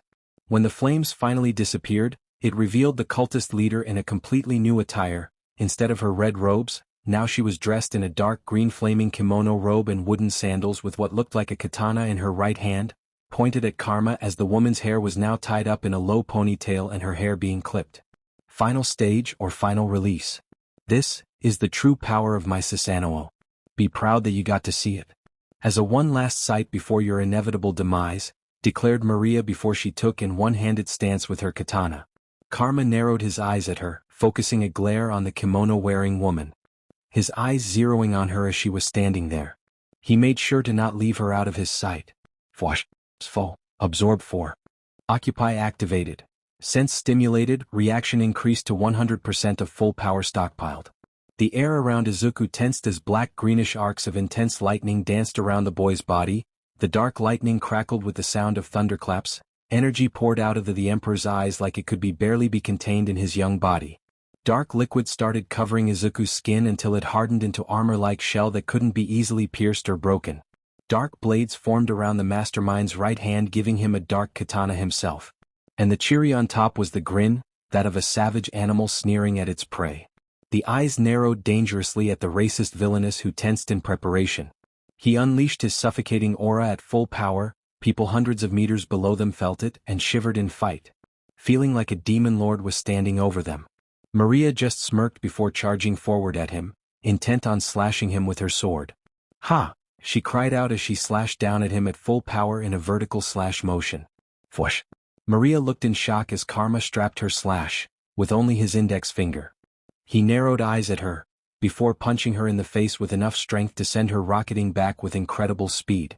She caught herself after flying a few hundred meters away, just for him to appear behind her and punch her in the face again, sending her flying in another direction. She flew again just for him to appear behind her and kick her to the left, the strength of the kick making her ribs crack slightly. With a gasp of pain, she was sent flying back fast. She caught herself again, bracing for another attack, before she saw just floating there menacingly. "Darn it. He is much more powerful than I anticipated. Guess I'll use it now," she lamented as she grabbed an injection. "What's that?" Karma asked, intrigued, as Maria injected herself with some pink liquid. "Something to give me the win," she declared, just for her aura to grow many times more powerful in pressure. And then she rocketed towards him, their swords clashing. The power of their clash was enough to create a whirlwind pushed away the clouds around them. This won't be as easy as Karma first thought, it seems. What a drag. Omake. Temper the conspiracy theorist. Shipping theories? 03, the god of explosions, dynamite. Karma on the stream screen just sighed. "We can discuss that in more details later," he said while shooing her off. Karma just looked at Temper with exhaustion. "Sorry for that, and I must give a correction. I am married to all of those 6 ladies." He looked absolutely tired when he said that. And bit exasperated. And maybe a bit embarrassed at this. Temper gave the #1 villain a sympathetic look, feeling bad for the guy. Wow, what a pain his love life was. Why don't you pick the next person for discussion as an apology for, well, getting you more tired? Embarrassing you? Revealing that your wife was getting you another wife behind your back. Shoto Todoroki isn't the most social person, but even he knows that this was the least possible thing to happen to any man, which makes it even more shocking. Karma gave a genuine smile to Temper for his offer, before smirking sadistically. "Well, if you insist, Temper-kun. I choose someone you all know. The guy that was a pain in my ass in Hosu, who almost blasted Maria to high hell like the beach she is, who battled a legion of Nomus and took them down, and is going to be one of the most chaotic heroes out there. Ladies and gentlemen, I introduce you." Dynamite, he said, finished a grin. There was so much sadism behind that grin. "Katsuki Bakugo, UMF. Ijiro Kirishima, oh. Psycho Intelli. Psycho Intelli, smiley face. Mr. Principal, Japan's in danger, sad face. Mira Arashir, yes it is, smiley face. Katsuki Bakugo, no. All Might, why yes. Mirio Togata, All Might, stop bullying Katsuki, or I'll send the Pussycats and midnight your home address. All Might, I am behaving. Eraserhead, this is getting more troublesome by the minute. Ms. Joke, says you. I'm laughing more than I ever did. Mitsuki Bakugo, I hope at least one of those girls mentioned would fish him, I need grandkids. Masaru Bakugo, honey? Mina Ashido, wait, you don't know. Mitsuki Bakugo, know what? Setsuna Tokeichi, well, this is gonna be awkward, tongue sticking out. Masaru Bakugo, why? Temper hummed softly along before nodding. Karma quickly disconnected and Burnin stopped looking like she was gonna jump through the window, which was a valid possibility and a good idea if he got pissed off. She schooled her features before grinning at him. So, buddy, what do you have to say about your classmate and probably one of the most popular heroes in training Japan has to offer? Because I find it hard to believe that after Karma turning out to be a god made flesh to all men in the country, the guy can't catch up that much. Burnin mused. If Karma is a god made flesh for having multiple willing to share and loving partners, then my king of explosions of a classmate is playing in a similar league. Temper replied with a shit-eating grin on his face. Mitsuki Bakugo, what? Masaru Bakugo, what? Inko Shigaraki, what? Rei Shigaraki, what? Mightless, No way. Laughing face. Cure, are they relatives? Consequence, who knows, tongue sticking out. The beast, lucky brat. Psycho Intelli, yes he is mine, deal with it people. Mira Arashur, oh don't forget that. Sad face. Psycho Intelli, sorry? Itsuka Kendo, yes ours? Yui Kodai, yes. Mei Hatsum, yup. Inasa Yurashi, WTF? This is so hot-blooded and hard to believe. Vengeance, WTF? I was joking about that thing. Did he rake it seriously? Or was he already dating them? Vernon sputtered for few seconds before she regained her composure. This definitely didn't go as she expected. So you're saying he has taken karma? And by multiple women no less, she asked for confirmation. Temper nodded his head at that in confirmation. He is dating 5 girls at the same time. Actually I think that it's more like 5 girls are dating him to be honest. But I am not one to talk because I don't know the first thing about relationships myself. Katsuki Bakugo, welp, F me. Cat's out of the bag. Mira Arashur, yes master. Katsuki Bakugo, Fjexage Deku Shigaraki. Himiko Shigaraki, nice one. He must be so red. Mitsuki Bakugo, Katsuki you little shi. How dare you not tell me you are 5 girls already? Masaru Bakugo, honey. They are 16, you mean dating them? Yui Kodai, sorry to disappoint but we already had our ways with your son. Tongue sticking out. Psycho Intelli, let's say that he is a nice body pillow too, tongue sticking out. Katsuki Bakugo, I'll add a helmet to hero costume. Mei Hatsum, K. Come by my workshop so we can make that baby together. Katsuki Bakugo, context MEI. Denki Kaminari, man whoever said that harem is a dream was messed up in the head, tongue sticking out. Tagaru Kamakiri, yup. Senkaibara, got that right. Tenya Ida, what are the chances Bakugo might blow his head off after this? Ochako Uraraka, I really hope Best Genist is watching him. Best Genist, do not worry I am. Ox, poor bastard. Crawler, damn FIVE girls? What the hell do you smoke dynamite? Popstep, why do you care? Crawler, to not get 50 miles near it obviously, tongue sticking out. Knuckle Duster, Sail because that's exactly the type of nightmares I would like to avoid. Vernon just gaped. 5. How in the actual hell did that happen? I mean holy shit, I get it that a supervillain could pull that one off, but how did a first-year hero student do it? Temper shrugged. They are childhood friends and honestly they almost look like brothers sometimes. Similar yet so different. So it's not that surprising, he shrugged. Vernon perked up. You suspect them to be siblings? She asked interest. Temper shook his head. Not by blood, trust me. I did DNA tests. It's disappointingly negative, he replied while Vernon stared at him with too many questions to count. My theory is reincarnation. 2 brothers that lived a millennia ago and had their own war were reborn as actual 2 comic-style protagonist and antagonist respectively. With their character development and romantic interests. Vernon started laughing loudly. Deku Shigaraki, F. Katsuki Bakugo, F. Deku Shigaraki. Katsuki Bakugo. Mirio Togata. Maybe his theory has merits to it? Laughing face. Deku Shigaraki, I will blast a hole at your chest Tintin can. Katsuki Bakugo, I will blast a hole at your chest Tintin can. Dabi. Denki Kaminari. Reaper. Ijuru Kirishima. Mina Ishido, called it. Himiko Shigaraki, called it. Mirio Togata, some conspiracies are true it seems. Nijire Hadu I guess. Tamaki Yamajiki, it seems. Mightless, sign-in protagonists? Really? Cure, shrugs. The Beast, that's a thing? Maria, not for you you sinner. Vernon whistled once her laughter died down. She didn't laugh in the past couple years like she did tonight. Would he be up for adoption? She always wanted a little brother. Okay, I guess you would know as his close friend. And I must ask, not to insult the Explosion King but just out of curiosity. What does his girlfriend see in him? Vernon looked genuinely curious. Katsuki Bakugo, I would like to know what the hell do they see in me? Tsuyu Ajui, master of all chefs, great at comforting those you care about, you give good hugs surprisingly enough, you smell like caramel, you are hot, you have abs, and if the gossip is true the durability of 5 men. Mina Ishido, master chef is doing him a disservice. His cooking is from another realm. Himiko Shigaraki, is it really that good? Ochako Uraraka, you would be surprised oh. Ibara Shiozaki, he can cook foreign dishes better than most cooks make Japanese food so yes, that good. Deku Shigaraki, ah yes, Kachan being a perfectionist like usual. Psycho Intelli, I appreciate his perfectionism a lot, don't jinx it please. Kyoka Shigaraki, I can testify to the cooking too. Katsuki Bakugo. Mei Hatsum, I am with Tsu on the hot part, muscles are perfectly bulged, not too big but big enough to be perfect. Katsuki Bakugo, MEI. Toru Shigaraki, wow, same with our husband. He's just perfect. Not too strong and not too weak either. Deku Shigaraki, Toru? Temper hummed at her question before answered flatly. I wouldn't know for sure. So I guess if one of them has something to say, I guess the link for the call is displayed below on the screen. Temper was cut off as the screen between him and Vernon lit up with a call from a private number. Ha, that was fast.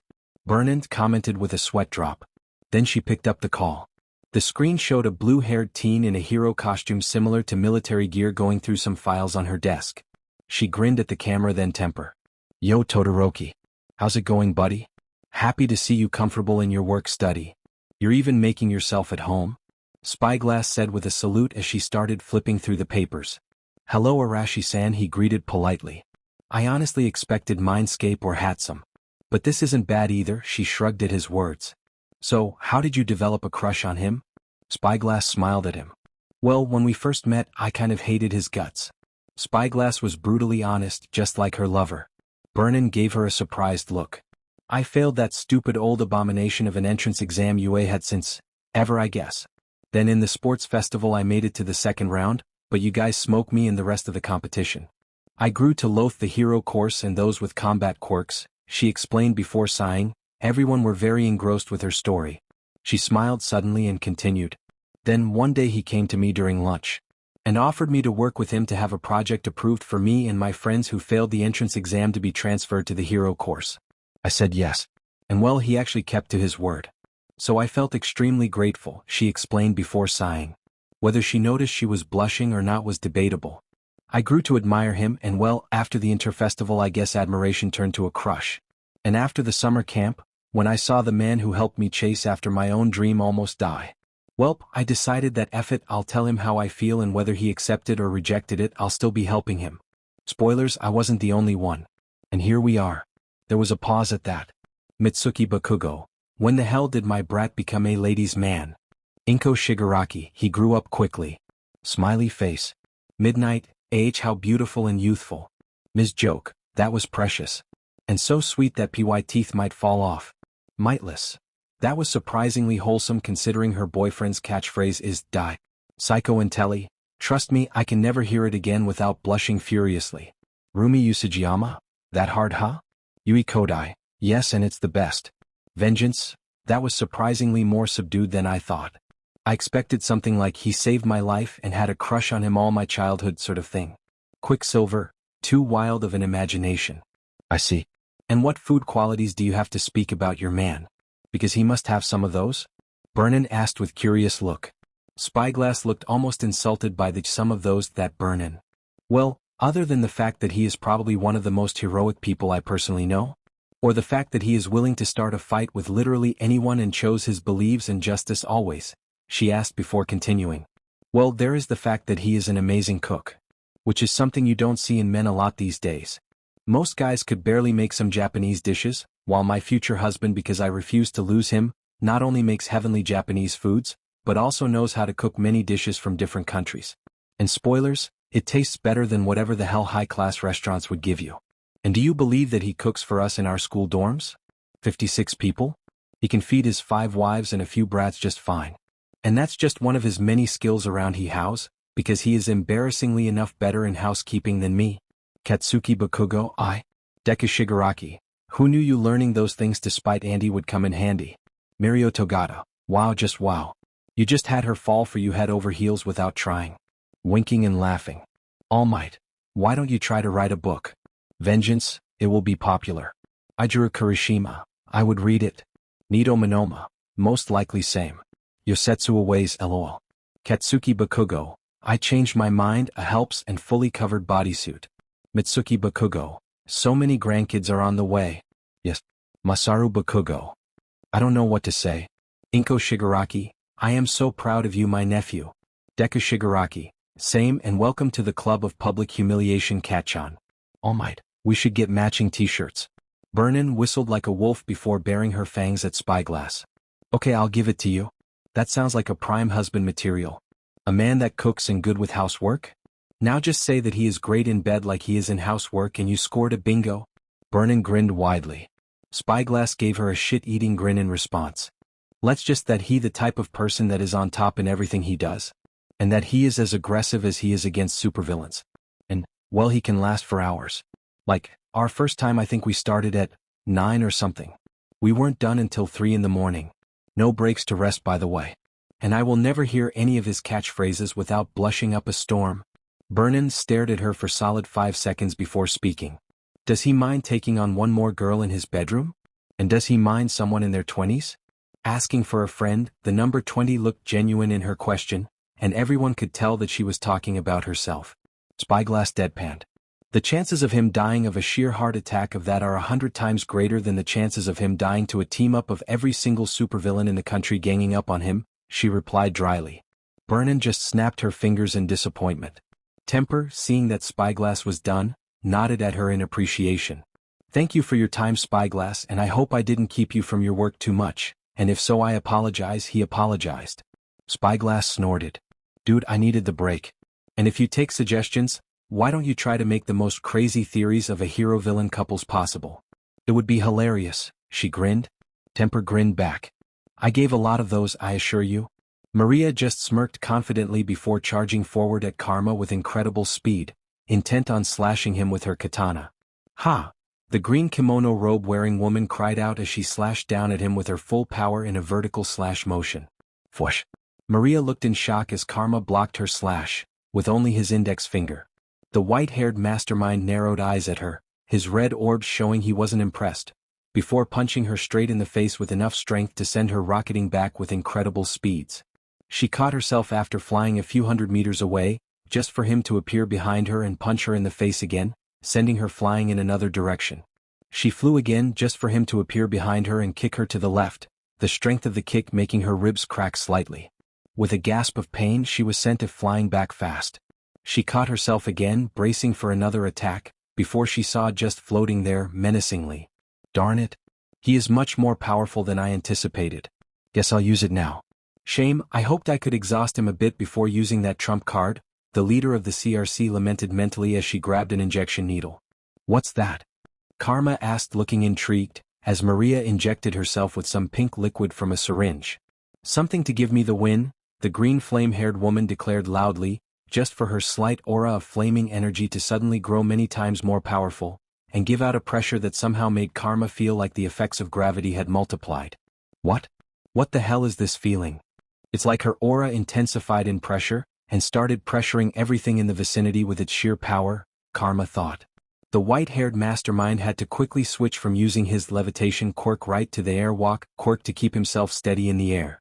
The white-haired mastermind gripped his black large kyber sword tightly as he prepared for his opponent to come at him. The two stared at each other, the only sounds around is the wind blowing by them, and the sounds of battles raging under them. There was a slight pause after that. Boom. And then after few seconds, Maria rocketed towards the Emperor of Villains and swung her katana in a wide arc to which Karma quickly blocked with his own sword. Clang. Their swords clashed, the blades creating a loud clinging noise as they slammed against each other, letting out sparks as metal blades let out a shrieking noise. The two supervillains pushed against each other. The power of their clash was enough to create a raging whirlwind pushed away the clouds around them. This won't be as easy as Karma first thought, it seems. What a drag. Clang. Maria slashed at him again with her katana, to which he blocked with the tip of his large kyber sword. He was genuinely surprised by the increase in power she displayed. A maybe 10 times boost? That was shocking. It didn't look like a trigger either. What was that medicine that you took? He asked as he pushed her back. She regained her footing, then went for a vertical slash. Some prototype enhancer medicine that Atrocity was working on. It's not perfected yet. But it gave the much-needed results, she answered with a grin as she stroked. He blocked her attack before sliding to the side and going for a counterattack. Clang. A prototype medicine? This is supposed to be the prototype. Then again, her quirk was already powerful. It must be designed to power up weaker quirks. Karma thought to himself. So he offered you this medicine to fight me and you just accepted? Clang. He went for a horizontal slash, that she quickly blocked with her katana, her small katana clashing with his large kyber knife-like sword that was as tall as he was. Yeah. Don't get me wrong, I'm not stupid to trust him unconditionally. I had my scientists make sure it wasn't poisoned or had some life-threatening side effects to it, the kimono robe-wearing woman said as she attacked him once more. Fwash, fwash, clang, clang, clang, clang, clang, clang, clang, clang. The two supervillains disappeared in a burst of speed from view, before the sounds of clashing metal could be heard all around. Sparks started flying in the air in different spots and the sounds of metal hitting metal could be heard easily from below. The two supervillains traded blows faster than the normal humans could see, with their clashing creating shockwaves all around the place. Fwash, clang.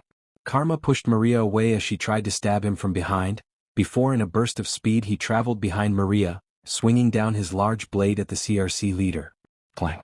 The green flame-haired woman reacted fast enough, turning behind her and raising her sword in horizontal grip, blocking the large kyber sword of Karma, then she started trying to punch back against him. Karma also struggled against her and pushed at full strength, the two of them stuck in a heated sword lock. Fwish. Fwayasha. Fwash.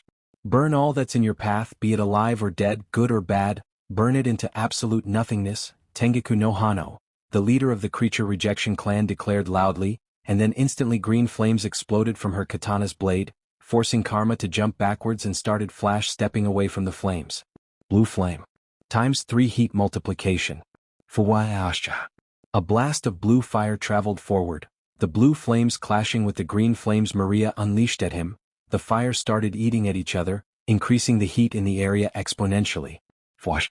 With a grin, he flash-stepped behind Maria by utilizing the full power of his stockpile. He appeared right behind Maria, but she was still able to react and swung her katana at him with both her hands. Clang. He blocked with his sword, but he was pushed back, slightly surprised by how heavy her attacks were. Fwash. Clang. Clang. Clang. Clang. Clang. Clang. Clang. Clang. Maria smirked and charged after him, then started swinging her word in multiple attacks, not giving him room to breath. Let alone counterattack. Clang. Clang. Clang. Clang. Clang. Clang. Clang. Clang. Clang.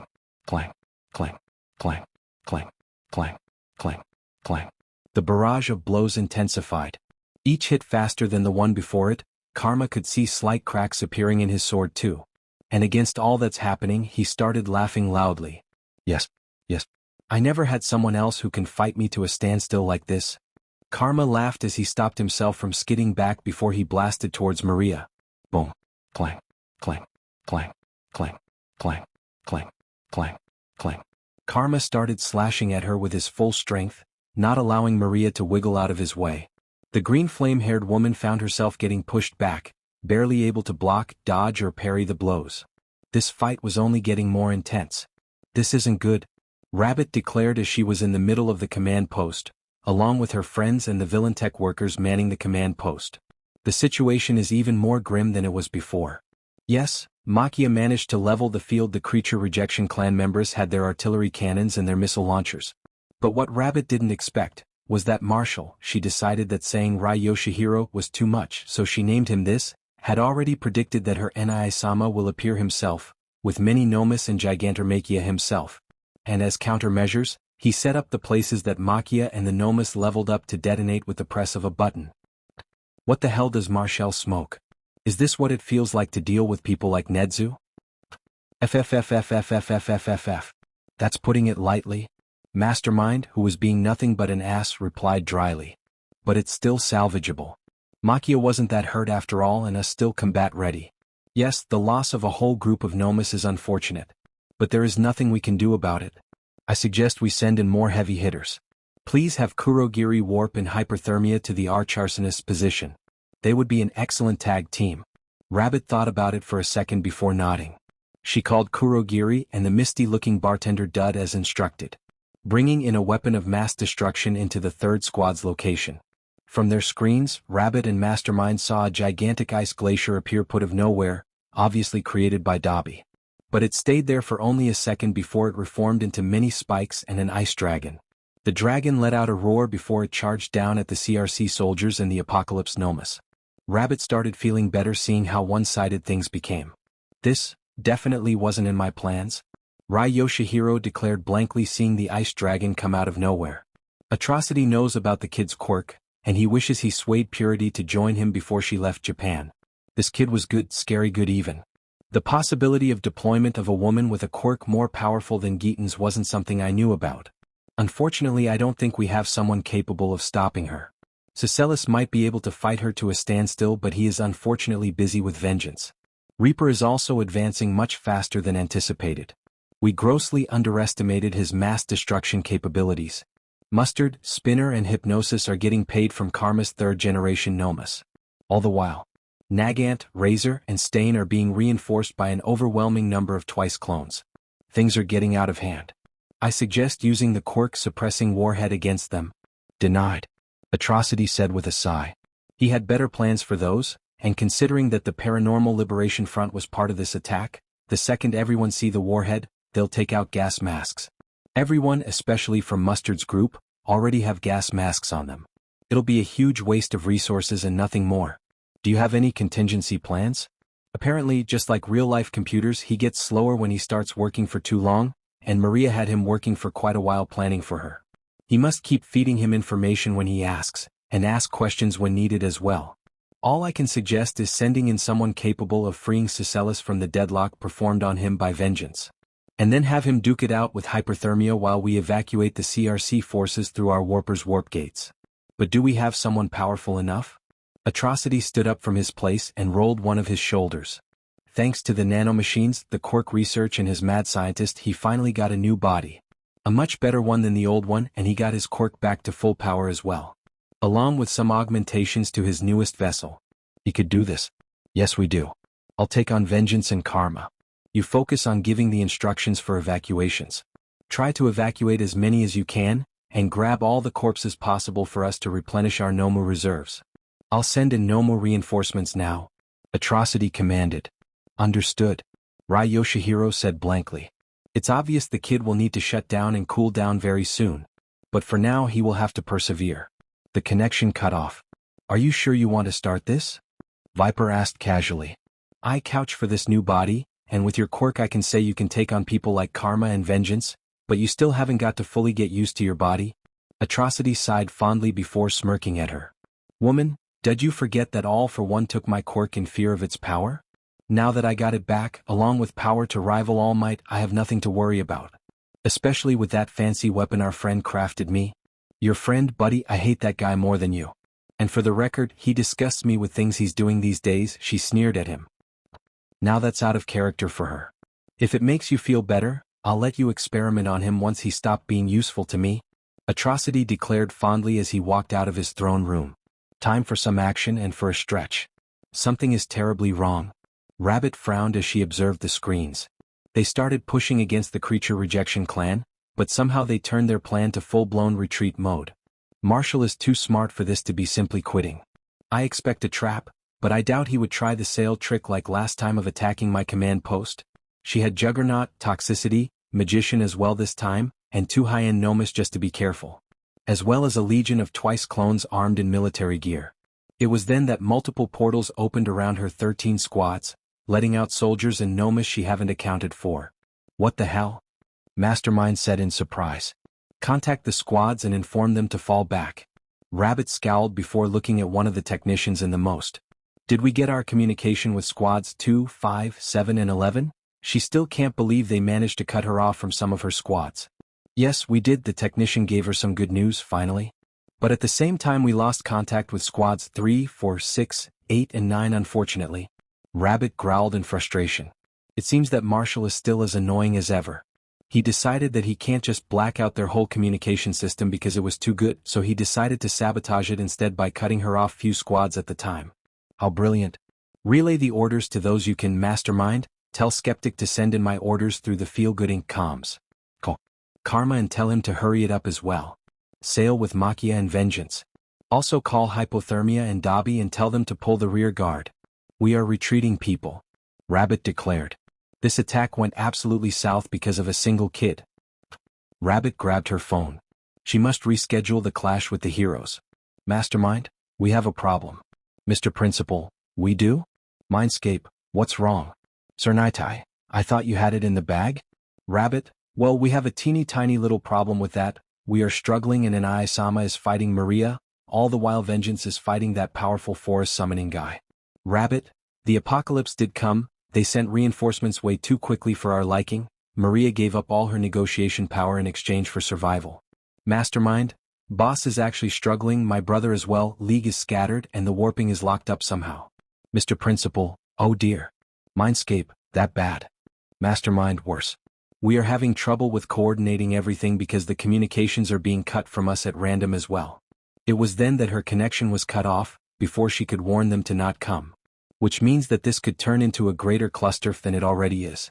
Vengeance cut off another one of those gigantic vines that charged at him.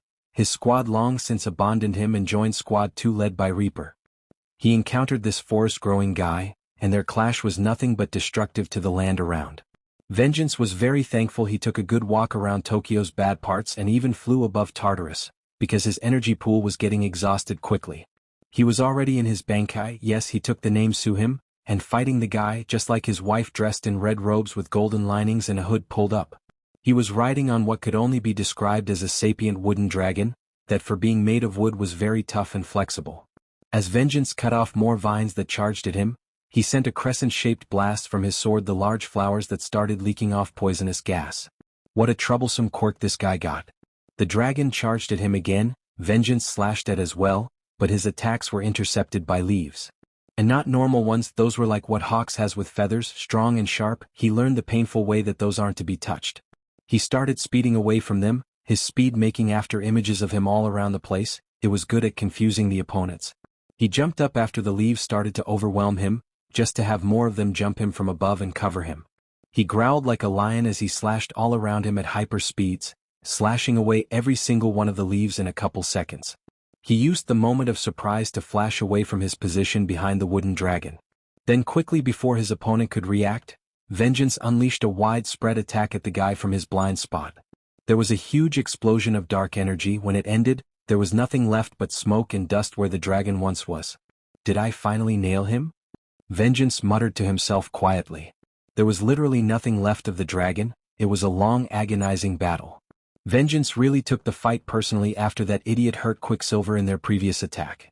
Ever since then Vengeance only wanted to tear him apart. And now he did it. Sorry to disappoint, young man. But I couldn't let you kill my newest subordinate like this. Vengeance whipped around to see a man standing a good distance away from him, holding the guy he was fighting under his arm with an amused smile. The man in front of him was tall, lean, of light complexion, with his hair and eyes being a similar tone of red. His hair was slicked back with a lone strand that fell into his face. He wore a purple coat with a matching undertunic blue with red trim that in the front, below the waist, ended with a square cutout. He wore hakama-like pants, it was also blue and red. Contrasting against these was a green sash that held a sword on a silver plate. The man wore a typical military-style black boots with white lining. The sword he had appears to be an ordinary katana with a metallic gold tsuba that is of a hexagonal shape, a tsuka with green wrapping, leaving traditional rhombus gaps, and a golden kashira as well as a black saya. Who the hell are you? Vengeance snapped, pissed off that his enemy was saved. The guy in front of him looked strong. Very strong. And the look he was giving was similar to what Vengeance gave weaker opponents before. My name is Kokoro Sosa, villain name Atrocity, or used to be. From now on you shall know me as the Conqueror. And I came here to delay you and Karma to let whatever forces of the CRC be evacuated. The guy introduced himself. So this is Atrocity? I thought he was weak and sick. Then again, with all the mad science around, he was probably preparing a body since his survival. Vengeance thought before smirking. Bold words coming from you. You think you can take me and Karma on in the same time? He really doubted that. Maybe he can fight one of them if his quirk was ridiculously overpowered. But both? Come on, that was now getting stupid. Conqueror just chuckled. No, it's not that I'm not strong enough to take you on with raw power, but raw power isn't everything in battle. The new villain dropped off the forest guy, who promptly stood up on a cloud of leaves. Go, Maria is still fighting Karma. I'll get to her once done with this young man. You try to keep away the ice using villains from your main force. The High Cathedral is already evacuated, so now all that's left is your scattered forces in the forest. The forest guy stared at Conqueror for a few seconds before leaving quickly, heading where Dobby and Hyperthermia were. Vengeance quickly flashed forward to intercept him, but he was cut off by a blast of what looked like lightning beam. Vengeance turned and gave the Conqueror guy a glare, to which he responded with an amused smile and a chuckle. Why are you so much on a hurry, young man? I believe we were still talking. Conqueror mused as he held up his hand, where a circle of golden energy was created, with a silver discs inside. It looked like a mirror to vengeance. Then, it shattered to millions of small pieces, with the sound of broken glass. I don't have time for this. Vengeance shouted as he blasted forward, his speed much faster than the eye could follow before he stabbed Conqueror in the chest. Not so tough now, who dashed. Vengeance couldn't finish as he felt sharp pain at his left shoulder and chest. He looked at Conqueror to see him fading away, right as blood exploded out of his wound. Vengeance looked behind him to see Conqueror standing while giving him his back, with him carrying his katana, which had a strange black blade for instead of the usual white. Vengeance tried to regenerate his wound, but to his shock the wound didn't heal, it didn't even budge, the blood still leaked out of the slash on his shoulder and chest quickly. My Yami-kun. Your speed and power definitely incredible. As expected of a number 2 villain of Japan. Conqueror chuckled as he swung his blade a little to clean it of the blood. And I must applaud you for being able to stand up like this with such a wound too. After all, not many people can do that. Vengeance glared at Conqueror as he turned to face him, with his sword pointed at the villain. What the hell did you do to me, you prick? Ass. Something to do with that mirror thing, doesn't it? Is that your quirk? Conqueror let out a chuckle before nodding his head. Yes, it does. My quirk is called perfect hypnosis. Its ability is to control the 5 senses of the human beings, allowing me to make my enemies misperceive everything about someone or something as I please. I can alter form, shape, mass, feeling, smell, and so on. The sole condition to place a target under the perfect hypnosis is me showing them my quirk activation. It is like a form hypnotic ritual, if you will. What you saw of a shattering mirror is me putting you under my hypnotic spell, Conqueror explained calmly. Vengeance scowled at that, thinking of a way to wiggle out of the hypnosis the guy put him through. But he couldn't come out with anything. Usually mental quirks break with pain, but he was in pain and nothing happened. Is there something else necessary to break out of the hypnosis effect? It is also impossible to break out of, Conqueror continued. If they see it once, the target will be under the hypnotic spell ever after, succumbing to it under my command no matter how long ago they were hypnotized by it. Vengeance took a deep breath. Deciding that he doesn't believe this guy, he charged forward at Conqueror, intent on killing him instantly before he could react. But much to his surprise, he felt a shiver go down his spine as Conqueror let a powerful aura, its sheer power causing a pressure in the air even he couldn't ignore, which caused him to change tactics from a straight battle. Instead he would use trickery. The black-clad villain started speeding around, moving so fast he left behind after images, and making it look like there was many clones of him jumping around at high speeds. Conqueror didn't look bothered in the slightest as he didn't move from his place, his expression still calm with the same smile still plastered on his face. Vengeance then appeared behind him, quickly bringing down his sword at the other villain with his full strength. I got him, thought Vengeance with a grin as he saw his blade slash through the guy's flesh and cause blood to splatter in the air. You are mind-blowingly fast, Yami-kun. And very good at tricking your opponents? Vengeance looked to his right to see what Conqueror was standing few feet away. What? No way. He couldn't have reacted to my speed like that. How did he dodge me? Vengeance asked himself in disbelief. I didn't dodge you, Yami-kun. In fact, I haven't moved from my place yet, you were the one who misperceived my location. But I must admit that I enjoyed seeing you move like that. It was quite entertaining if I am being honest. Conqueror mused loudly. Vengeance scowled, he gripped his word before swinging it at Conqueror. Let's see you dodge this, he shouted as he unleashed a blast from his sword at full power. The large blast traveled forward at high speeds before it reached the amused supervillain. The blast was big enough to engulf the red-haired villain, who was still smiling when the attack reached him. There was an explosion of dark energy that surrounded Conqueror, and created a large shockwave that pushed the clouds away, and kicked up a cloud of smoke, causing Vengeance to grin in anticipation. When the smoke cleared, Vengeance's confidence evaporated instantly. Conqueror was still standing in place, unharmed, with a large orange dome-shaped barrier surrounding him protectively like a cocoon. Inside, Conqueror gave Vengeance a pitying look. What the hell? Vengeance gritted out with a growl, starting to feel the blood loss creep into him. His nanomachines could only do so much when the damn wound refuses to close up. Well, my turn, I guess, Conqueror declared before he pointed at Vengeance with a smirk.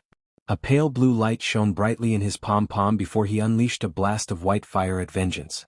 Vengeance quickly countered by pointing his left hand and unleashing black flames to counter Conqueror's white ones.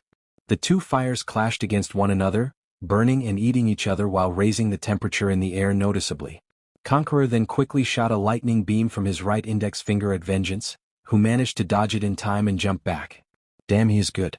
Way too good. And his attacks seem easy on him to use, so waiting to tire him out will be a bad idea. Which means that my best bet is breaking out of his hypnosis and making it a direct brawl. Vengeance thought before Conqueror appeared in front of him. Vengeance on instinct blocked the / Conqueror unleashed before counterattacking him, which Conqueror blocked with just one arm. The two kept trading blows, with Vengeance getting quickly tired out by how fast his opponent was. Vengeance quickly jumped back to create some space, gathering his thoughts on what to do against this opponent. He was strong and fast, and he had long-ranged attacks as well as the fact that he had Vengeance in a checkmate with that hypnosis of his. What the hell can Vengeance do to him? A figure was sent flying at their direction, causing the two villains to look and realize it was Maria. Eyes widening in shock, he tried to charge at her, just for Conqueror to get her first, catching her with his right arm. Oh dear me, Maria, it seems that Deku did quite the number on you. Look at you all bruised and cut up like this. Seeing such a beautiful lady like you, this hurt really breaks my heart, you know, he said, but his tone had nothing but amusement in it. He was stronger than we both anticipated him to be. Maria barely wheezed out. Vengeance could see that most of her kimono was torn, showcasing her midriff and legs to the knees, as well as her arms to shoulders, with her back being mostly exposed too. Just then Karma appeared besides Vengeance. The jacket of his suit was missing, his white button-up shirt was slightly singed, with the right sleeve missing. Karma took one look at Vengeance, and then his eyes widened in surprise. Vengeance, what happened to you? And why's your wound not healing? Karma asked with concern. Vengeance gritted his teeth. I don't know. But be careful, if he makes a mirror, close your eyes and don't look. His main quirk lets him hypnotize people into mispercepting things. That's why I couldn't land a single hit on him. Karma scowled at that. I see, in that case go get some rest. The battle seems to be coming to a close, unfortunately. I'll kill Maria and deal with whoever this is myself, he declared. Conqueror chuckled at that. Oh, how confident of you, Deku. But I am afraid that there is a slight problem with your plan, he mused before a portal opened behind him. I only came for my current allies. I have no use of fighting you here.